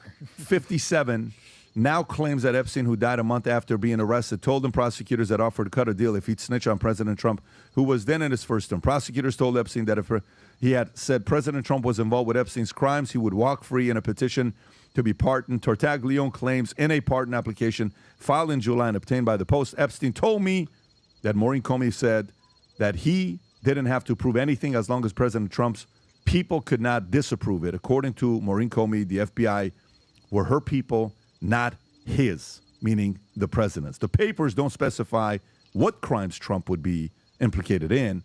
At the time of his death, Epstein was charged with sex trafficking and conspiracy, but was also suspected in a laundry list of other crimes. Vinny, thoughts? Think of could we just give a shout out to this family? Maureen Comey, her father, James Comey, and I have to write this down, Pat. She was just fired recently, Tom, right? For the Southern District of New York since 2015. Guess which cases she profiled cases? Trump. Epstein, she was behind that. She was behind Ghislaine Maxwell, and also the Diddy case. Diddy, right? She's all and I get it. That's her district. That's where she's in. But I hope you guys understand what we're talking about here. Epstein was going to get a deal. I know this is according to Nicholas. He was going to walk free. Really think about that. Tom, they were going to let him go if he just implicated Trump, because this is how deep and how far from 2000. But this is how prosecutions work during it. To be fair, this Remember, is that not was unique. during the first Do you not think if there's something up Well, with, obviously, with Epstein's dead, the second LeBron one. in the gambling, do you not think that they would say to LeBron says, if you just let us know who your teammates in Miami, because one of your teammates in Miami, we got a book on him. Yeah. We're done. Yeah. And so if you want to just tell us what happened, then you'll have immunity. Chris Bosh, if you want to tell us what happened, you'll have immunity. They're talking, and the only reason I'm mentioning those names is not because they've been implicated, but because this is the way the federal government works when they're cultivating and they're trying to figure out their cases. Yeah. Is they ask one to tell on the other, and in exchange for saving the government time and being honest about that, by the way, if you snitch and you do things and you get a deal from the government that turn out to be false, there's this little clause where it's weird that Comey was trying to get a plea deal like that. You've also had all these eyewitnesses that knew Trump saying that he never, ever did anything inappropriate towards them. can pull the deal if you basically are found to have been so full of crap and tried to redirect the government or trick them and things like that. They'll come back and pull the deal right back off the table. So this is the way it works. Of course, yeah, for sure. This is the way it works. But Tom, look at the hate and the disdain for Trump from back to 2016. Absolutely. Point made. Absolutely. Yeah, correct. Especially if that's the only person they're worried freaking about. daughter. That's what I'm saying. If they're only worried about one person being on that list, those files, that's fucking wild.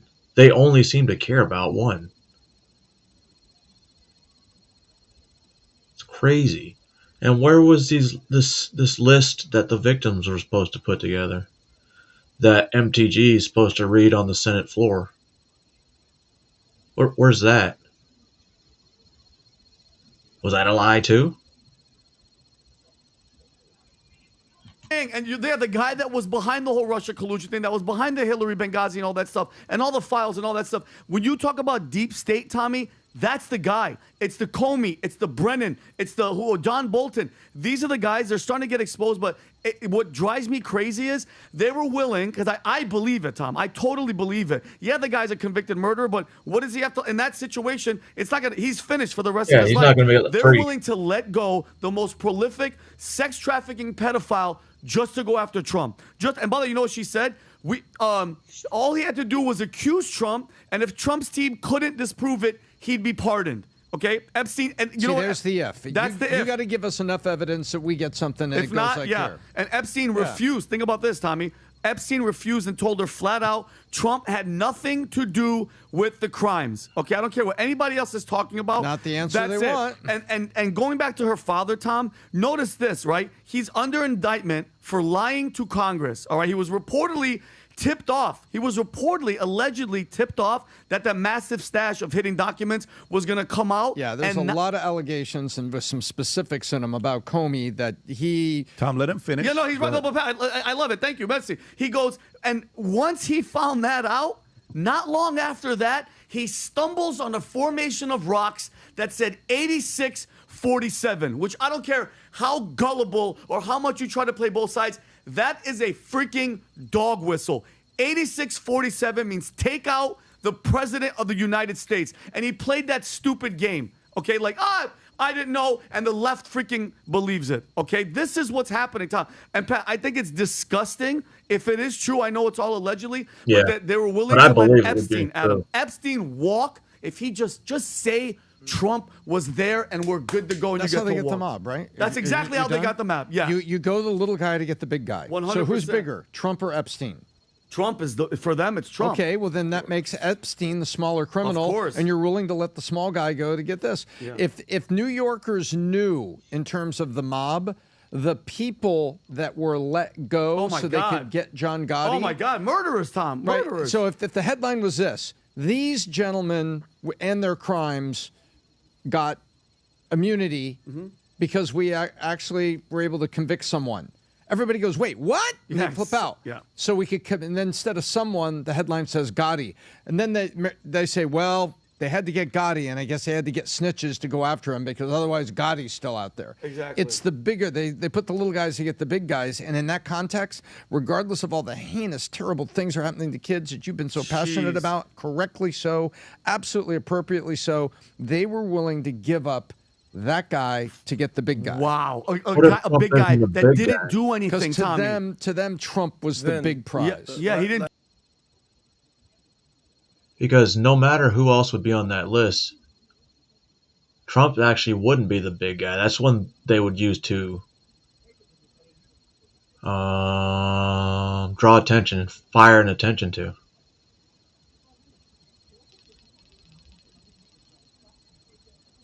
Nah. Do anything. I'm following this. Yes. I just have a couple of questions. So, obviously, we understand Comey.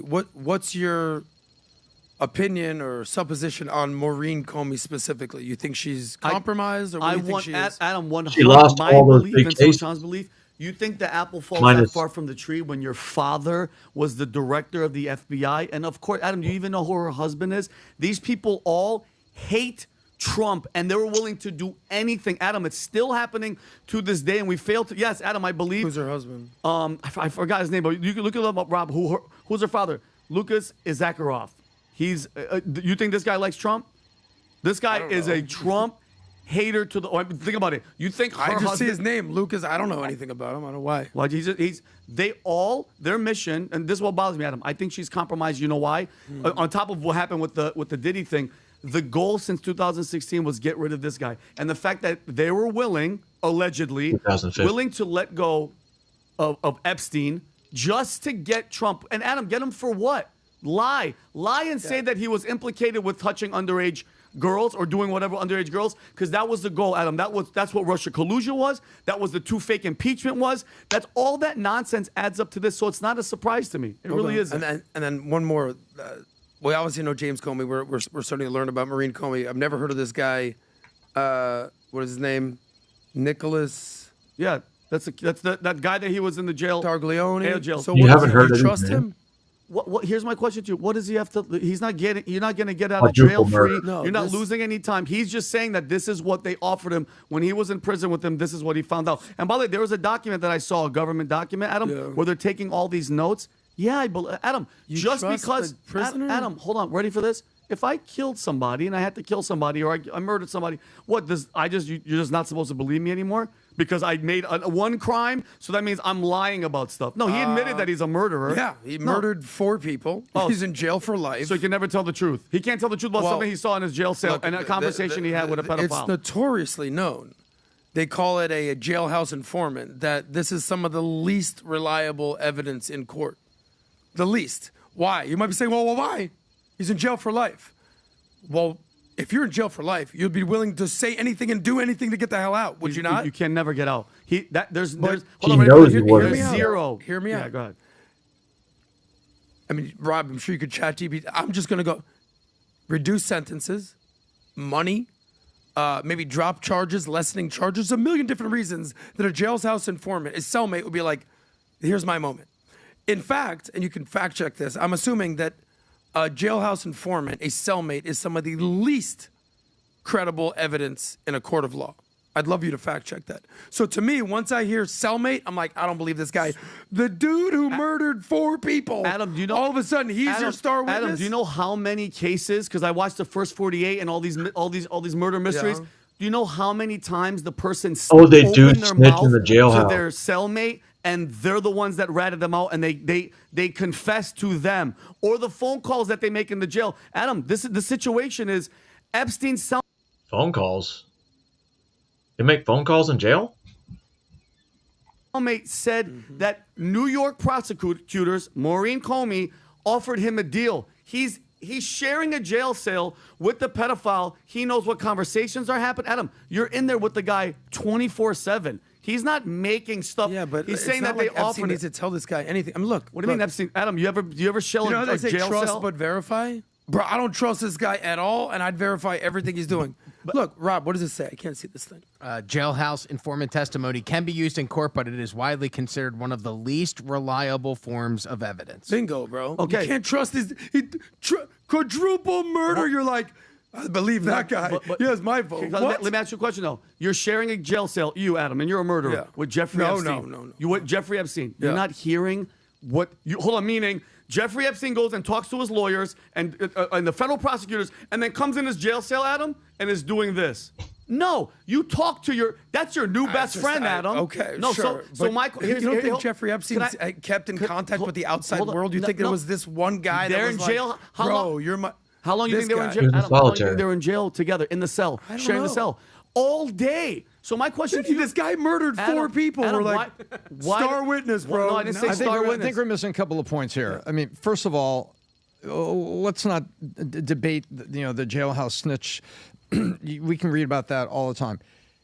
The story is coming out that, and there's a lot of people that alleged that Comey was more than a little nepotistic getting his daughter into the family business, which was federal prosecuting. Weird. Okay. And Comey was also right there with a lot of people that were trying to take down Trump. Forever. So the notion, Adam, that they're looking for any and everything that can help them take down Trump is not a stretch. That's where I was It's not going. an assumption. It's out there. Was this particular guy in jail going to be the most credible way to do it?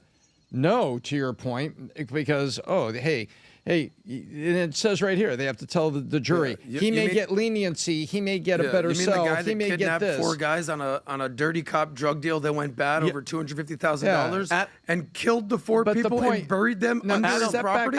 Step back from I that. believe that guy. Adam, what is it? The story is it's pretty. He gets no There's benefit. a lot of allegations Vinny, here. I want but to it sell is you this pretty beautiful piece of front property up. in the Everglades right here. Hold on. Trust me, Hold on. bro. You know what point Why he's are you making? doing- Adam, don't do that. Why do that? Talking to Vin. I know, but you know what point he's No, making? you're not talking to Adam, Vinny. so You're- you mean you're you mean to performing. tell Tom, me? you want to go, bro? You want to end up in Hold a quadruple? Adam, Just you. kidding. Oh Adam, yeah, I'm kidding. change Tom, I'm the kidding. endpoint. Change the Go, endpoint. Adam. How? Wow, that's what Tom, a great way I'm to kidding, debate. buddy. I'm just trying to take it back to the He is- story. Is it conceivable Back that in the Comey time. and company were trying to use any and everything to go after Trump? Yes. I Is that believe it? that. no, Is- okay. Have a lot of people I believe that. said? I'm saying I don't believe the Have a lot quadruple of murderer. people said that he? I'm going to go got on a limb his here, guys, daughter and into say the quadruple family murderer business, doesn't which have was the highest going after credibility Adam, Trump. 'cause I around there. know we want to move on to another story.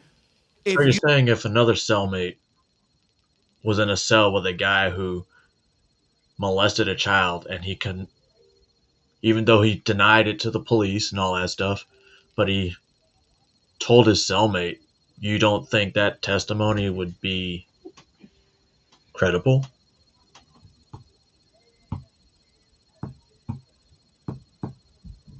All right.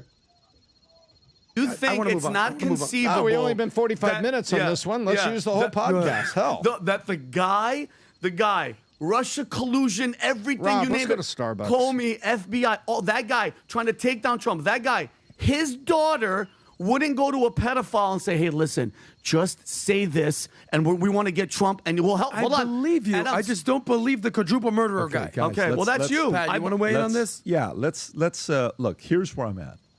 When something happens, I get intel from everybody.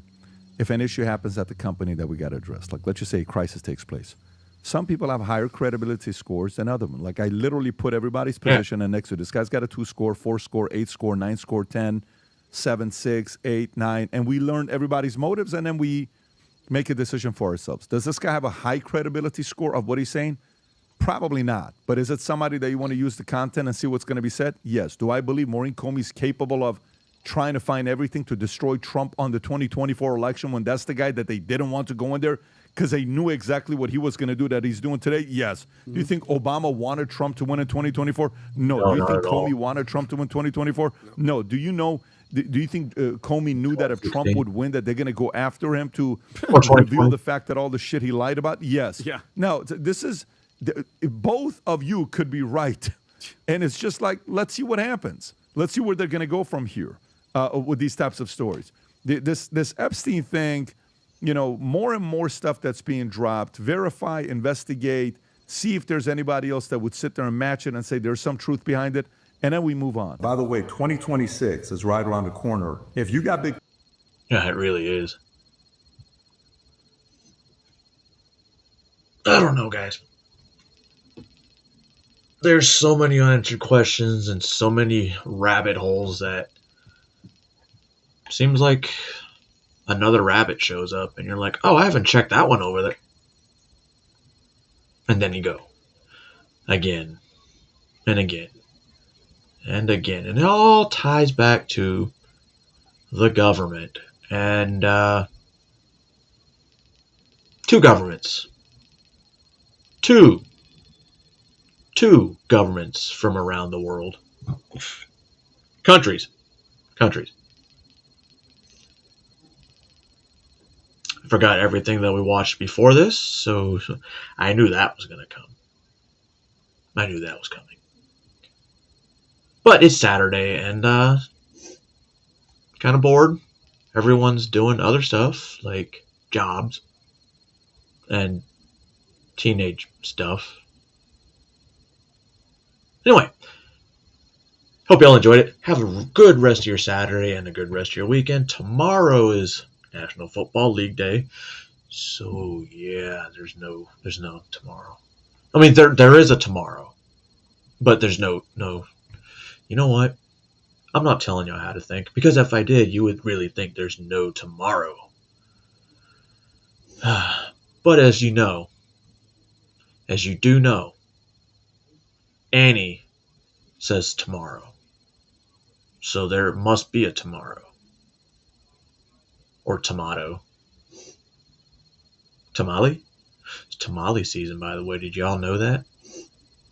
No? Just think. Just telling you to think. Like Sydney Sweeney said. Apparently that, she read my mind. Must have been the night she spent with me. Oh, she's pregnant, by the way. Oh, sorry, guys.